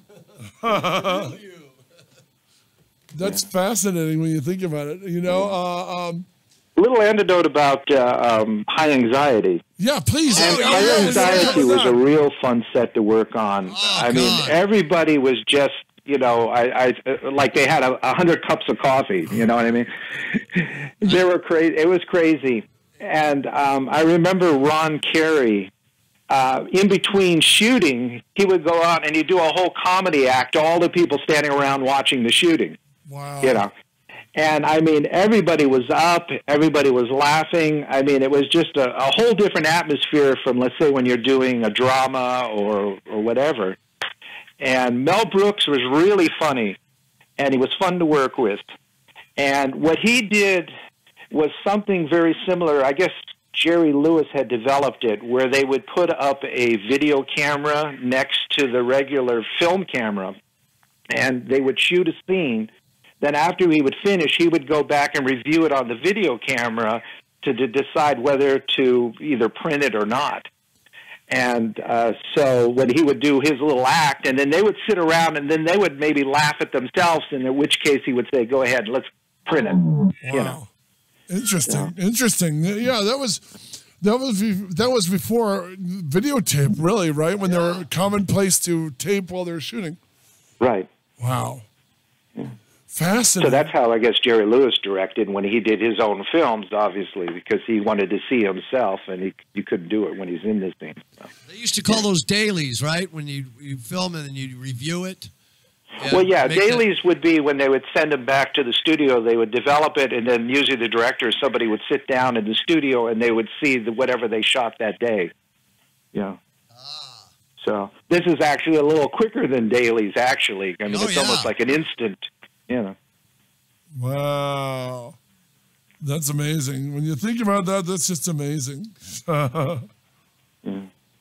You know, again, though, the whole thing of doing this, of doing this in Frisco, that's amazing to me. Is your pop still with us? No. Oh, I'm sorry. No, unfortunately, he passed away in 2003.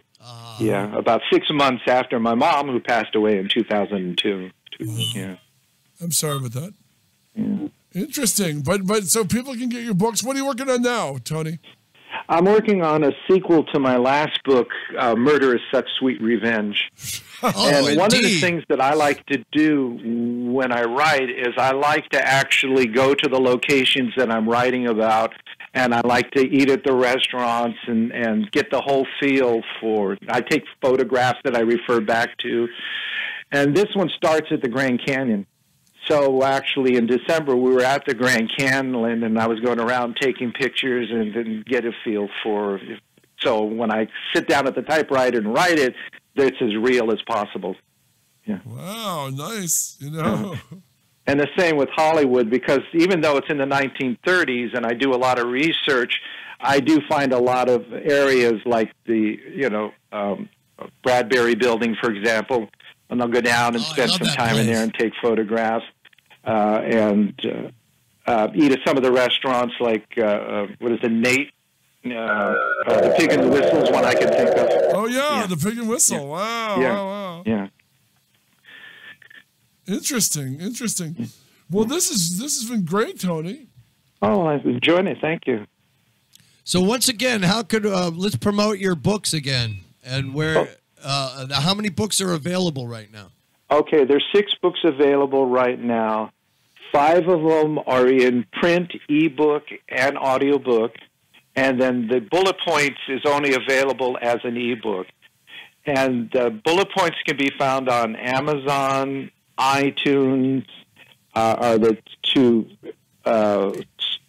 sources that you can get that from.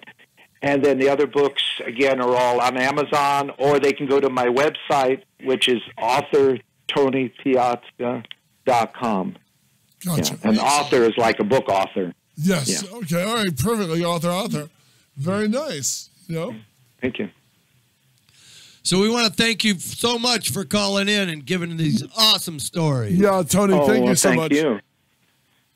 All right, brother, thank you. And obviously, you have an open invitation to come back anytime here on the Jeff Sargent Show. That's right. Well, I appreciate that. Thank you as well. Oh, wow. Cool.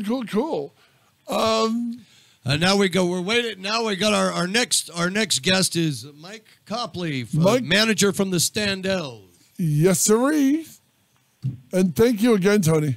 And thank you. All right. Bye-bye. Wow.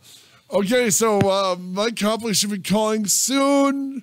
Trying to think what else is up. Wow. We sometimes get, I noticed, you probably noticed, we haven't acknowledged, our phones sometimes get this phantom ghost This is sound. a phantom, like an evil ghost in the machine, Yeah. man. Something's trying to suck us through the lexicon devils, man. The lexicon cables. Yeah. We don't mention it on the air when we're talking to the guests because we know them stop themselves. Yeah, we apologize for that to our listeners. Although there's nothing we could do about the phone company they're trying to solve this problem.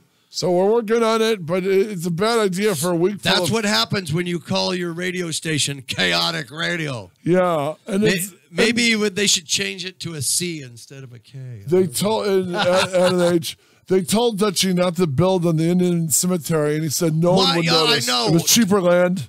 Dutchie, why didn't you live? Well, actually, it was Blaine Humbles who started. He sold it to Dutchie. He didn't know it was this this industrial park was buried on sacred industrial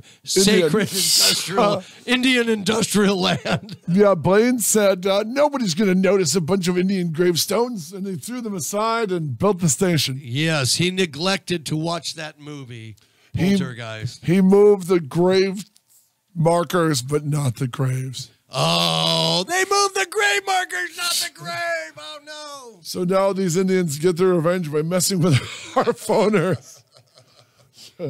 True story.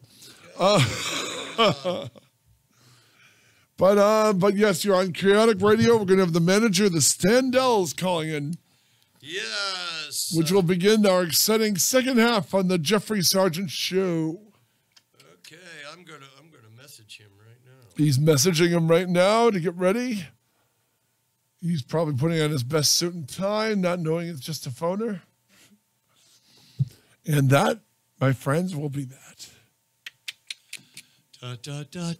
So tomorrow is hopefully Hot Chick Friday, but if we can't, we might have Ugly Actor Friday.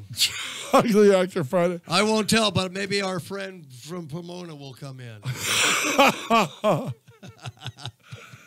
Does Fake Sid Haig know you're calling him in for Ugly Actor Friday? He might be a good. Okay, so it's either Hot Chick Friday or Ugly Actor Friday. Yeah. But don't tell the guy who comes in from Pomona that. You know what? It's a lot of work getting to arrange Hot Chick Friday. Not everybody can. It makes Friday more special. Especially these actors. You know, a lot of them are busy. They're either sometimes they're filming. Right. Again, it just seems to kick off the weekend in a bright spot when you have a beautiful woman telling stories about beautiful work. So, or they're totally unknown, and then they want $350 to make an appearance. Has that happened? Oh, screw them. That nobody will watch. Yeah. You know what I mean? Again, you want a good story, and I wanted to ask Tony about OJ on Towering Inferno. Oh my gosh, yes. But the phone kept going wonky. I couldn't listen to that for another 5-10 minutes. The famous Irwin. What happened to Irwin Allen after the 70s went away? He got a serious case of the deads. Oh, did he make it to 1980 or not? I think he did because he did a movie with Paul Newman called When Time Ran Out.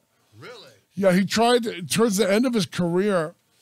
Irwin Allen was sort of TV's biggest name for a long time. He was basically, he had like 4 shows on at once. He was the disaster producer. And then when he did the Master of Disasters. Master of Disaster, yes. After Poseidon Adventure, Towering Inferno, The Swarm. Wasn't one called Tidal Wave? No, Tidal Wave was, there was a Tidal Wave from Roger Corman. That was Roger Corman. That was Lorne Greene. It was called, it's a famous movie. Joe Dante will tell you a great story about it. The movie, they took a Japanese movie called The Sinking of Japan. They hired Lorne Greene for like 2 days and changed the name to Tidal Wave. So Lorne Greene, I think, is either the president of Japan or he's a newsman reporting as Japan sinks. Godzilla style, with Raymond Burr. Oh, yeah. So, you've got Lorne Greene in a studio for 2 days pretending to weep over 10-year-old footage from a miniseries.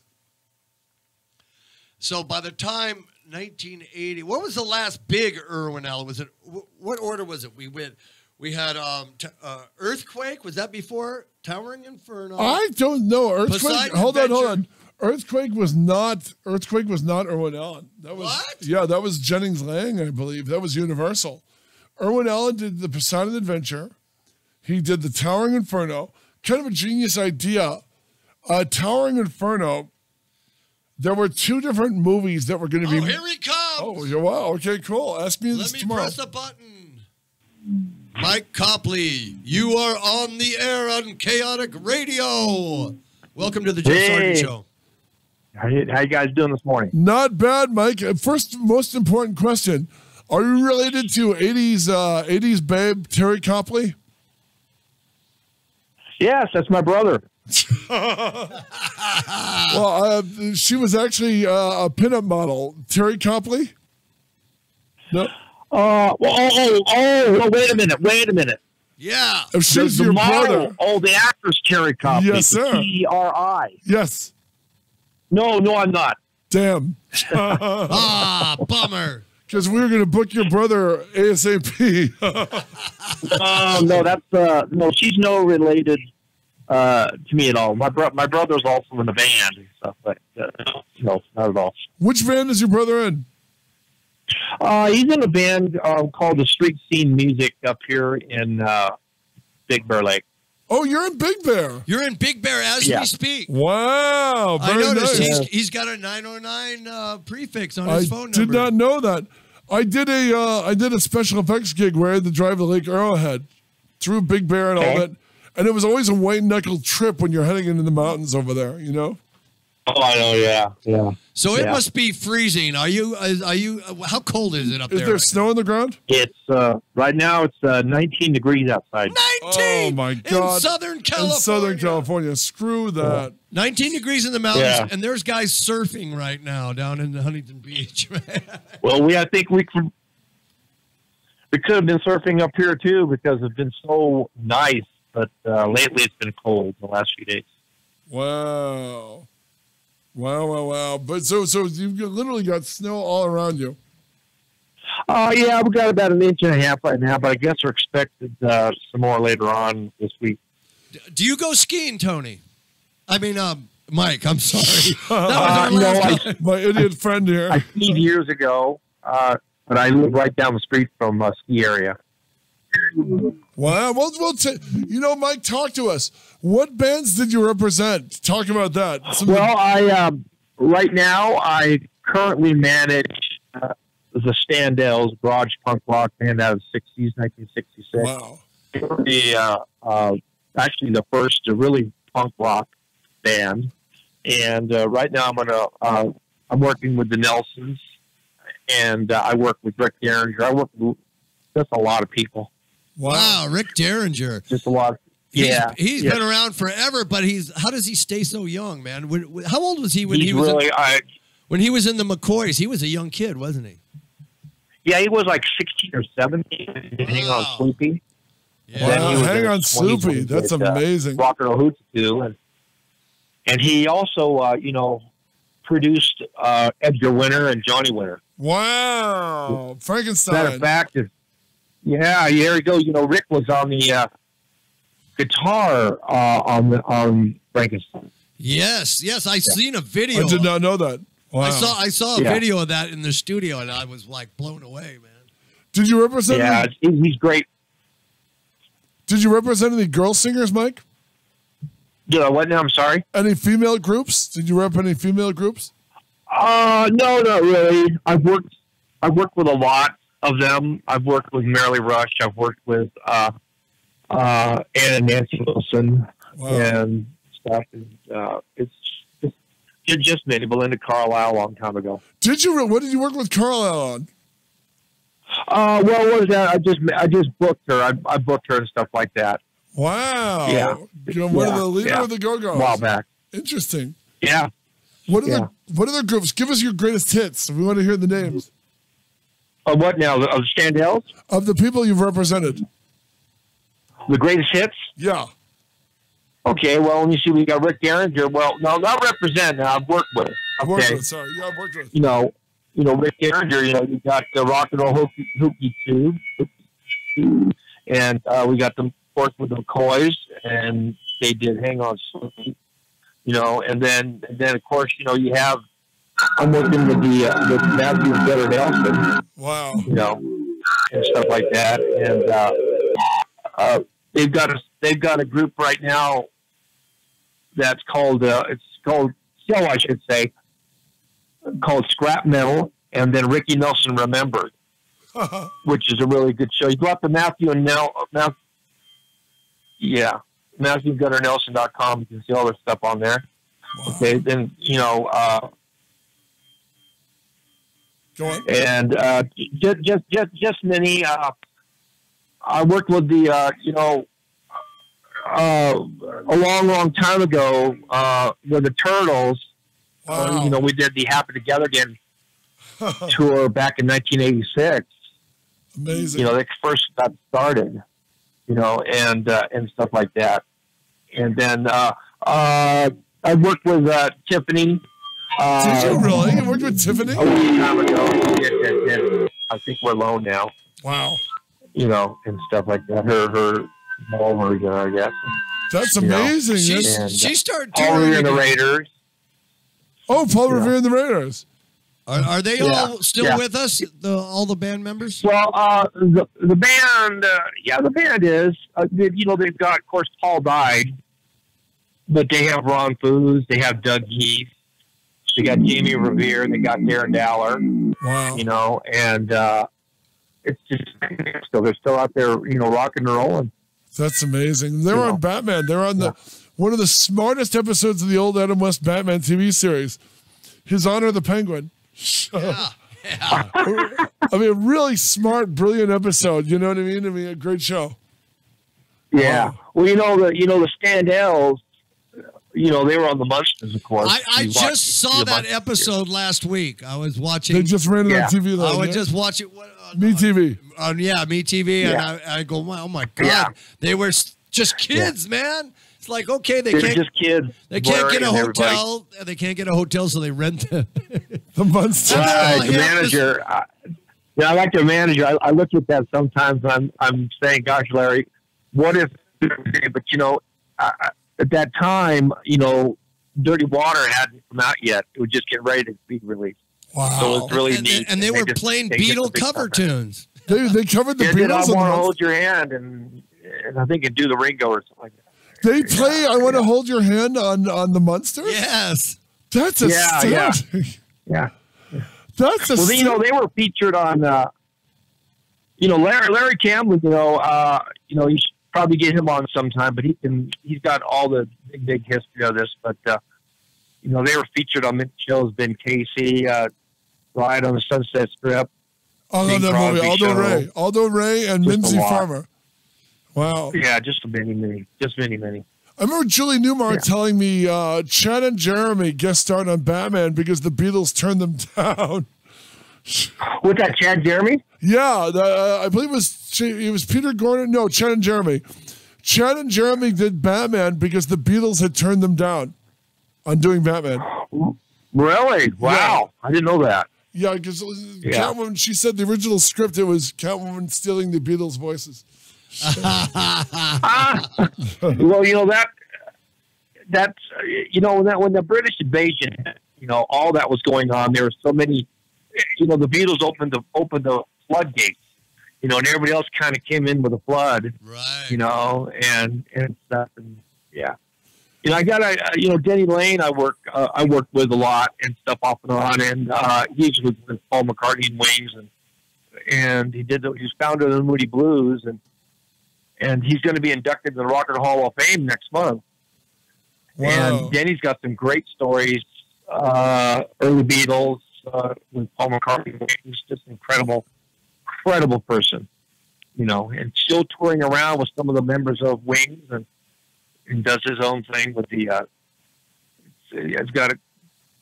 There'll always be an audience for Ferry Cross the Mersey and all the Wing stuff. Let me ask you. You find sometimes, and you don't have to be specific, no names, but you find when you get a group that used to have trouble together again, they run into the same conflicts, or are they all past that by now? Well, some of them are past that, and many of them just won't really, still would rather just not do anything, or maybe the lead singer will go out and with a new band. Wow. There was just a lot like that, and stuff. I mean, I don't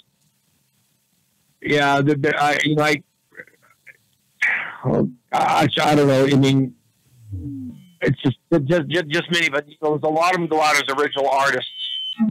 Wow. Go out there as original artists now, stuff like that. Now, what do you think of something I think Jeff was talking about the other day? You never represented Sean Na, have you? No, never. No, I've worked with them. I worked with them off and on with Jocko and all that. And Lenny just died. Here last year and stuff. And yeah, so it's almost a brand new band now. Sean Na. That's what I was going to say. Bowser's not with them anymore. Yeah, without Bowser, it's not really Sean Na, is it? But they were billing themselves on tours as Sean Na. But Bowser was the lead guy. How can you do it without the lead guy?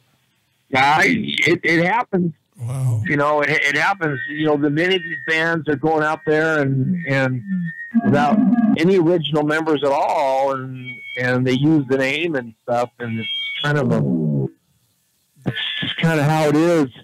You know, there's a lot of controversies in that industry about names, and a certain person who bought the name of the band, created a new band, and That's on evil. the coasters. But Mike, they're not even billing themselves as an all new band. They're billing themselves as the original band, and there's no original members in it. I don't see how that happens. No. I just saw. Well, go ahead. I just saw that, like the Rose out in Pasadena, that concert venue. It says, okay, Jefferson Starship, and I said, there you go, perfect example. There is no original members, none. No, and I said, well, David is the only one. David's the only one. Paul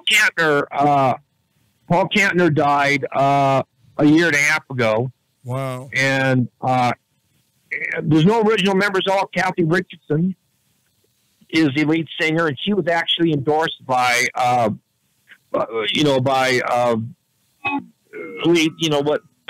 Gracie. Oh. Gracie gave her blessing. And you know what's so weird about that? What? You know, the thing about Jefferson Starship is when Paul Kantner was alive, Gracie wanted Paul to pay her every month for using the name. Wow. Okay, and because she was part of that whole thing, and then when Paul died, it stopped. You know, wow. and stuff like that. It was just really a weird thing. So when this other I've girl, booked him up here before. Wow. Yeah. So even when does it happen like this where okay, that singer we just mentioned, that girl, Gracie gives her a blessing. Yeah. Okay, so really nice lady. She's playing with the last remainder original members. They're gone.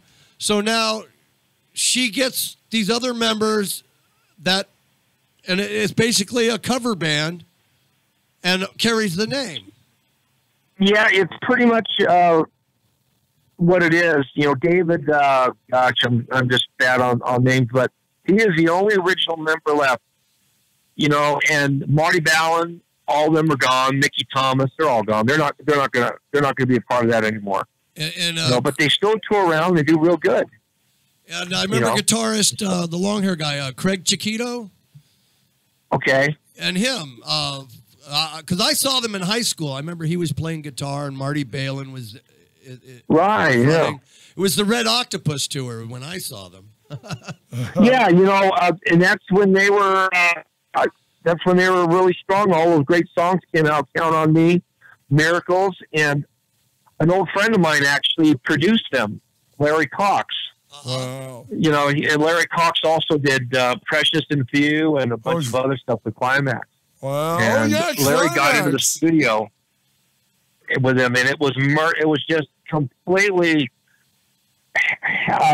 just havoc with Gracie and everybody, and he was hating the moment, but it came out really good album.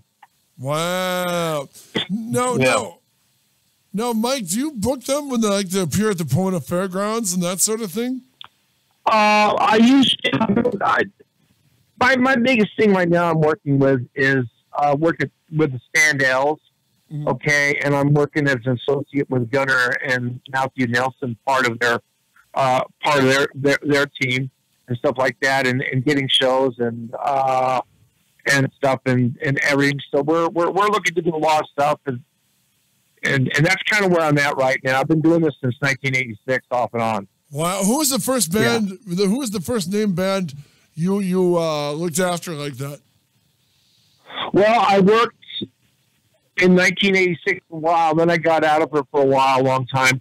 Was I helped put together the early Happy Together Again tour, 1986, which consisted of the Turtles, Spanking Our Gang, Mamas and the Papas, Gary Puckett and Union Gap, all them guys. It was a really long tour, and you know, that tour's still going out there. That tour's still very strong. They're going out there this year, getting ready to go out there. I think they played Upland High last year. You know?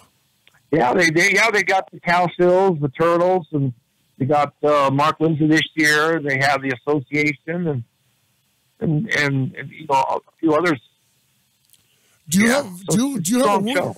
do you have a wish list of any 60s singers that you would like them to go on tour? They don't.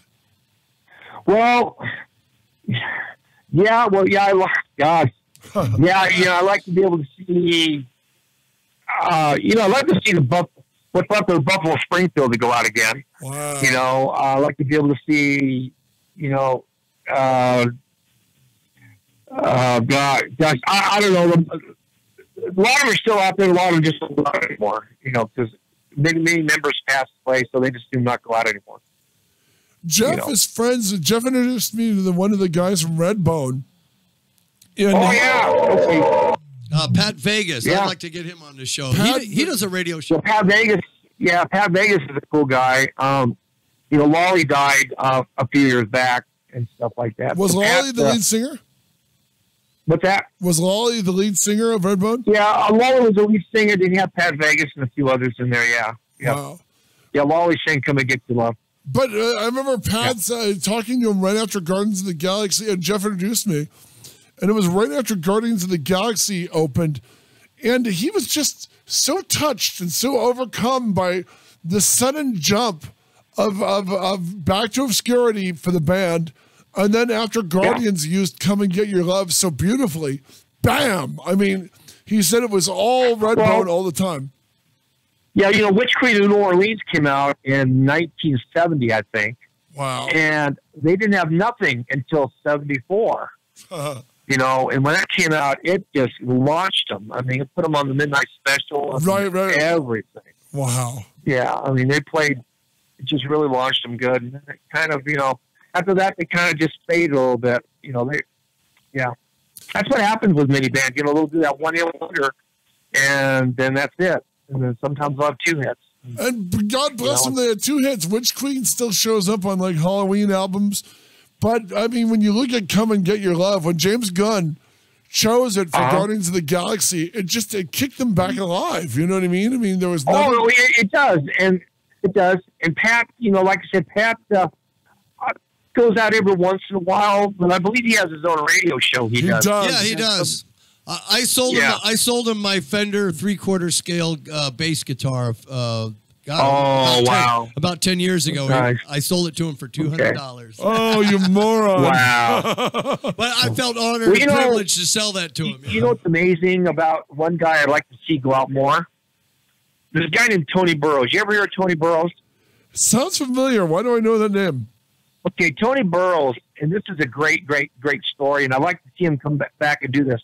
Tony had many hits on the charts in 1970 for about the first and second week of June, and the one was White Plains, My Baby Woman, Love Grows, Rosemary Grows. Oh yeah! Wow. And United We Stand, with Brotherhood of Man. That was all Tony Burrows' voice. Wow. Under different names. Wow, and he had all top 10 hits. That's crazy, man. You wouldn't expect he that. lives in England. Yeah, and he came out here about a few years ago and did some stuff. Then he did a show called Retrofest about 18 years ago in Santa Monica. And he came out and people just couldn't believe it. They just could not believe the same guy did all his songs. You know, under different names. Yeah. It's incredible. Wow, you know, it's like he's trying to keep a low profile or something, you know? Well, you know, and Ron Dante's a great story. He was the Archie's did Sugar Sugar, and he produced Barry Manilow. All this great music, Mandy, and I write the songs, we produce those. And I talked to him on the phone. Yeah, I talked to him on the phone. We're going to get him on. Oh, okay, yeah. Steve hooked us up with him, yeah. Yeah, what a great guy he is. He's getting ready to go out Happy Together Again tour this year. Yeah. From the Archies, no less. Wow. Do you remember? Do you remember getting the Archies vinyl record on the back of the Honeycomb cereal? Yeah, those Honeycomb cereals, the paper records. Yeah. You know, and get it in there. Oh, yeah. I mean, that was probably the best promotional marketing anybody ever could do. That was great. I mean, I got You those know, boxes. You just and- cut it out. It was like they call them Evertone sound sheets. They're made in Clearwater, Florida. Evertone sound sheets. You put it on there.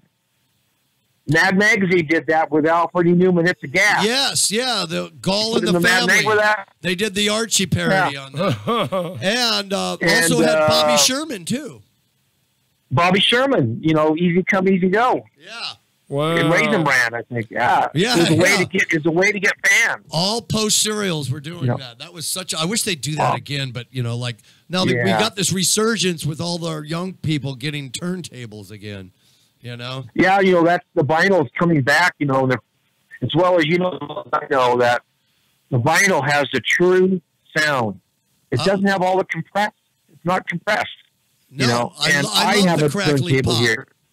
And I had a CD playing and I had a turntable playing the same music, and you would not believe what's missing. Oh yeah. Yeah. Wow. Yeah. People are finding that out, and they're saying, wow, it's just, so these turntables are coming back. I got one here. Wow. Yeah. Turntables are coming Yeah. back. We have. I wish we'd get a better Turntable one come here in back. the studio. We have one. It doesn't have the little lifting arm, or off the tone arm where the needle is, the little hook that comes up that you can lift your finger on. And it's hard. I'm trying to dial in on the record, and once in a while I play vinyl. Exactly.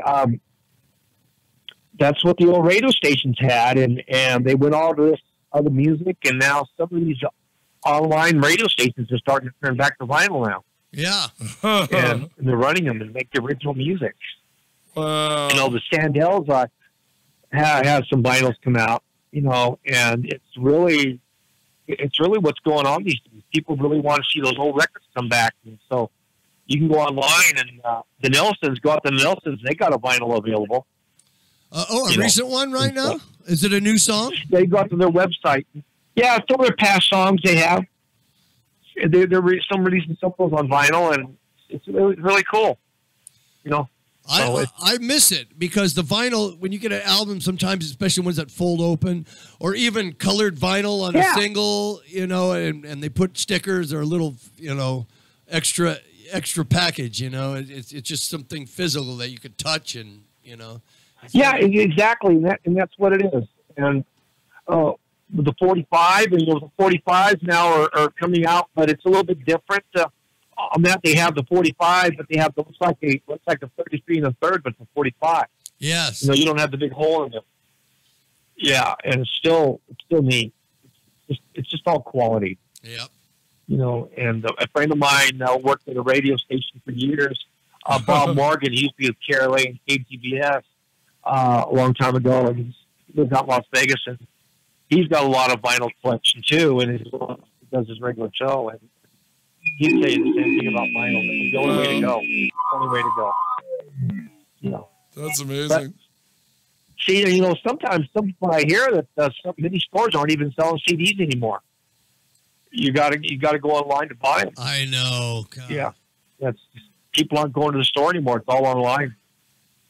You know, or downloading or something. Right. Well, remember Napster helped kill the music. The music industry has been basically The Walking Dead for the last 10 years. Oh yeah, it's gone. The only way they make money now is selling Sure. T-shirts and merchandise at shows. Right. That's it.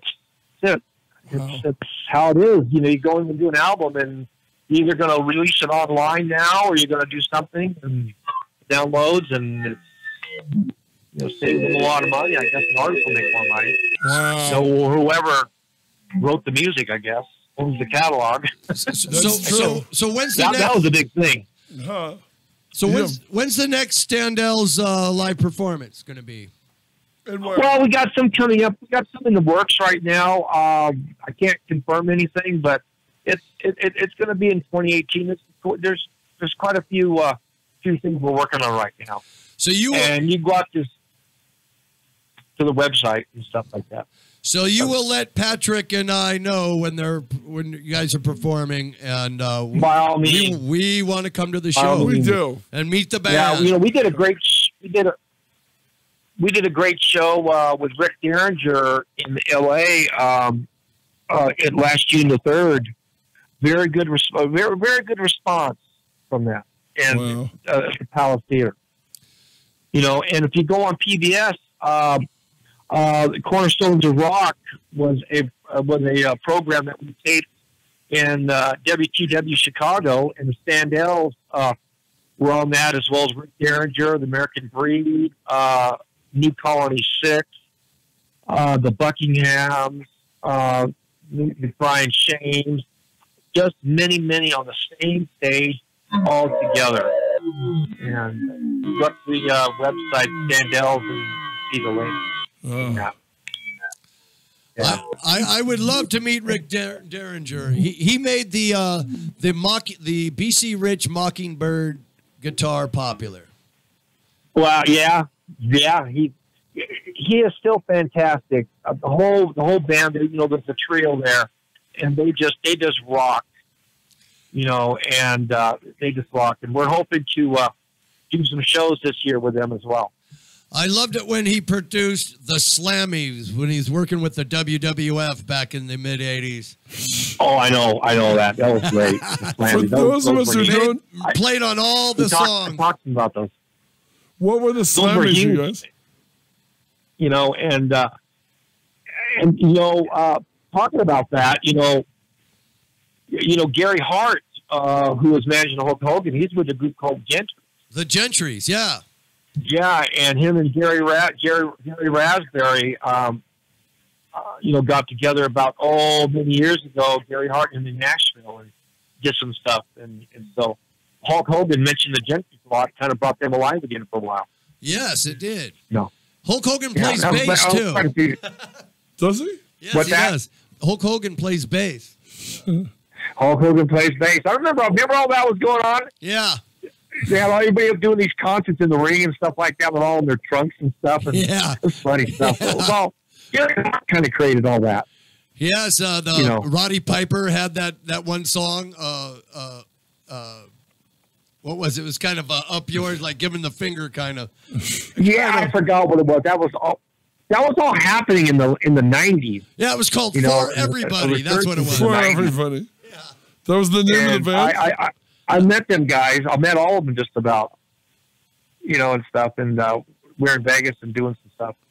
But yeah, but stuff like that brought Rick Derringer back out. It brought Gentry back out a little bit, and caught the attention of rock and roll for a while. Yeah, good rock and roll.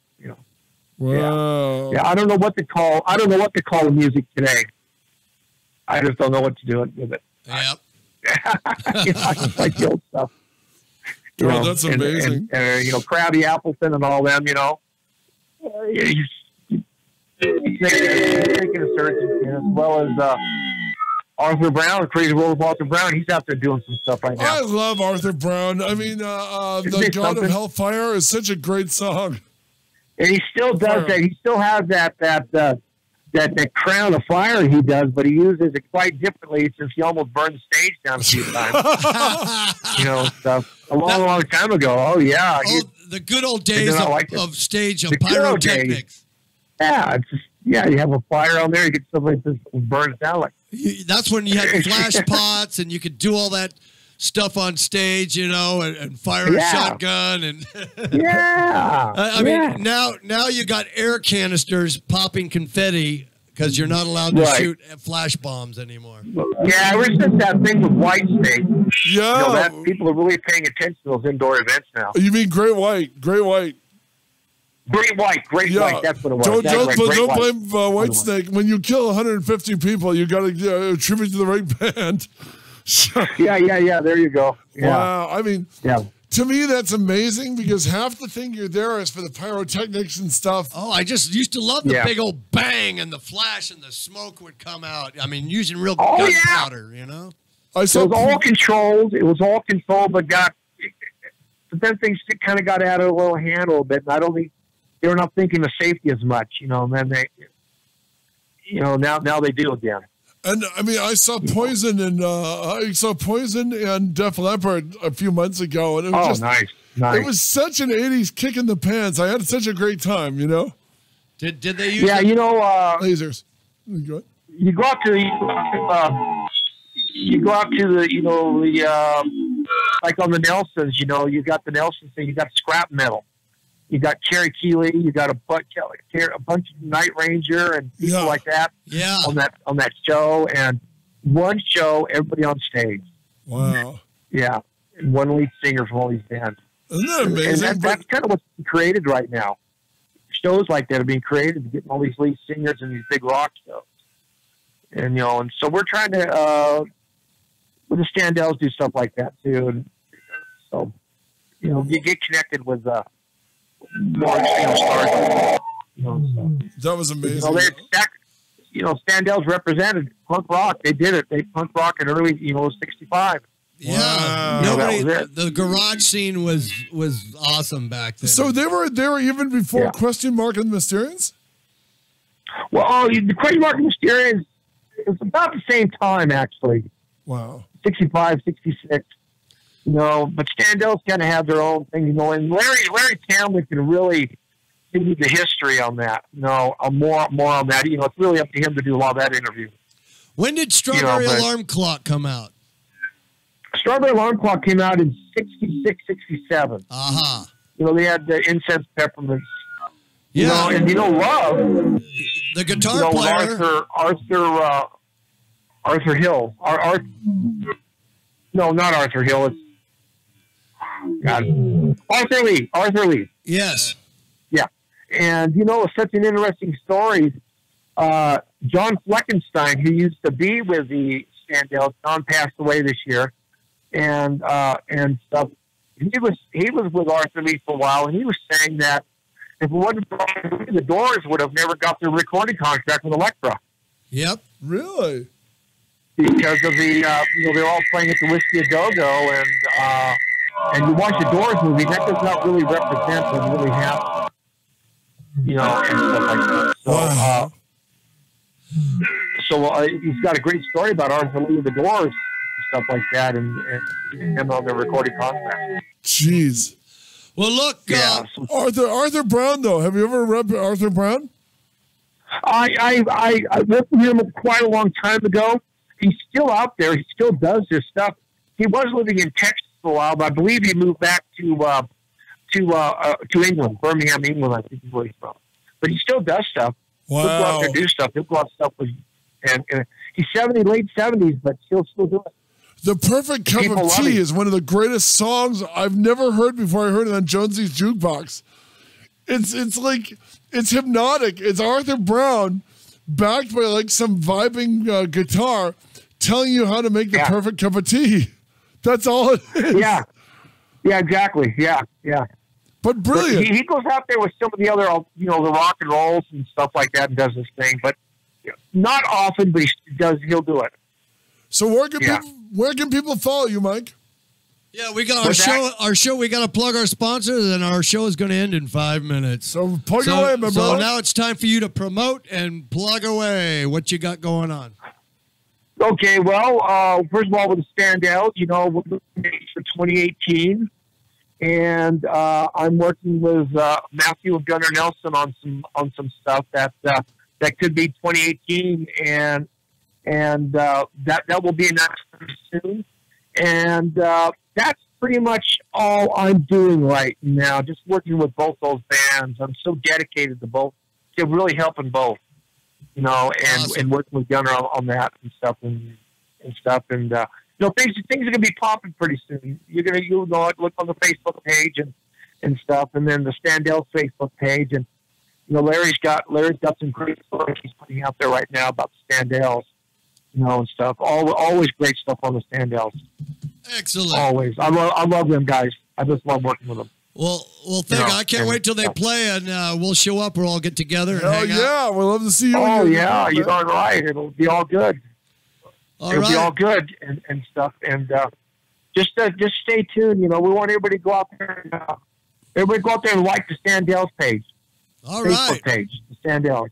Everybody go out there and like the Standells Facebook page. Well, you stay. See all about the band and all the history of the band. Okay. Well, you stay warm up there.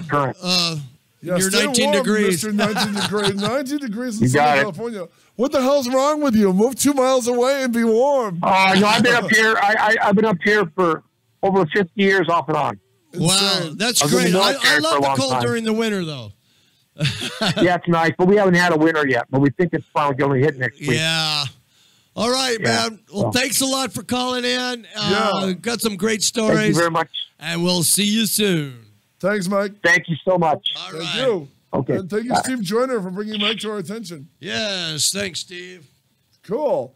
Hey, meanwhile, in the last 4 minutes, or actually the last 4 minutes, Jeff, where do you go for the perfect bagel? Well, I go up to the corner of Archibald and Foothill in Rancho Cucamonga, and I'd make a left turn on the northeast corner, and I go talk to my friend Jamal, and I said, I love New York Bagel Company. Yum, yum. Give me that blueberry bagel with Not that me, delicious man. cream cheese on it. Me and our ailing pal Dan the Man love the everything bagel. The Everything Bagel, another good tasty choice. Yummity, yummy, yum. New York Bagel Company, because it's not a New York bagel unless you import New York water. Yeah, Niagara Falls, baby. Now, after I finish that blueberry bagel and that everything bagel, I'm feeling thirsty for some alcohol. Where do I go, Jeffrey? Oh, well, I want to smoke a fine cigar. I asked about booze, buddy. And I want a delicious craft beer. Damn skippy. Or a fine glass of wine. Yes, sir. And music live on the weekends. I go to Pacific Wine Merchants and Cigar Exchange in downtown Upland at the Metrolink station. The old original train station is now Pacific Wine Merchants and Cigar Exchange. Watch the sun beautifully set over the local IHOP. Like Greg Gross, employee of the month there at Greg Gross, employee of the month. every month. Say hi to our pal Barfly Larry and the hardworking Benny. Yeah, and hardworking Benny. And of course, owner Mark Hefferman. We love you, Mark. We love you, Benny. We love you, Larry. Check out Greg's We love Greg Instagram especially. page on Pacific Wine Merchants. He makes the ghetto sunset pictures every day on the railroad tracks. They're beautiful. I mean, they really are. Yeah. Anyway, we want to thank our guests, Tony and Mike. In fact, you have, Jeff liked Tony so much. Jeff liked Tony so much, he kept calling Mike Tony. Yeah. We thank you. We wonder who will be the hot chick and hot chick Who's Friday. the mystery? Who's the ugly dude? Or ugly dude or hot ugly chick. dude Friday or a hot chick Friday? You just have to tune in and roll with it. Ladies and gentlemen, on behalf of Jeffrey Sargent and myself, thank you for listening. Yeah, goodbye. Hasta la vista, babies.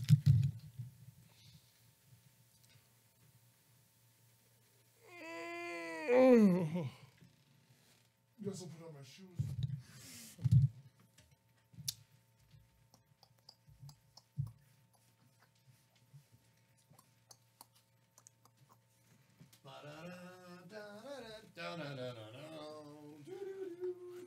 Do you like this? I like that Poison Ivy girl here. I was going to say it, but remember, we're still on the air, so watch your language. Yes. She, Go big. I take that picture. I've got it, and this was pretty creative. The Batman, the skull. Batman. I need to get one of those.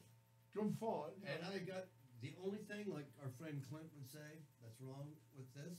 That doesn't make it exact Screen Actors hero suit. The eyebrows are too close together. But he They're didn't. more at an angle, spread further apart. Sam Strangis, the producer in the show, told me Batman's ears were made smaller from the comic on the Adam West show so they could fit his whole head in a frame. Yeah. That's why you didn't have the big Michael Keaton ears, like, you know. Yeah. Isn't that crazy? It is. I mean, the idea, the logistics of bringing Batman Because live action. we've had the big, giant, tall, like the Val Kilmer Yeah. ones. When he's running, you can see the ears They're wobbling, yeah. going like the rubber ears. The silicone, yeah. Now that's what I like about the new Batman. They're more the Frank Miller type. Yeah, the Short, wider, and it's more like this. But I love the Affleck Batman. I thought Justice League was great. I love that costume. There's so much hate for that movie, and it's undeserved. It's a great little movie. Leave Ben Affleck alone. Yeah. He'd find, he'd Leave do the fine. whole movie alone. Zack Snyder. They Joss did a Whedon. great cast of characters. Oh man! Well, what a great show today. You know, Except for the ghostly feedback.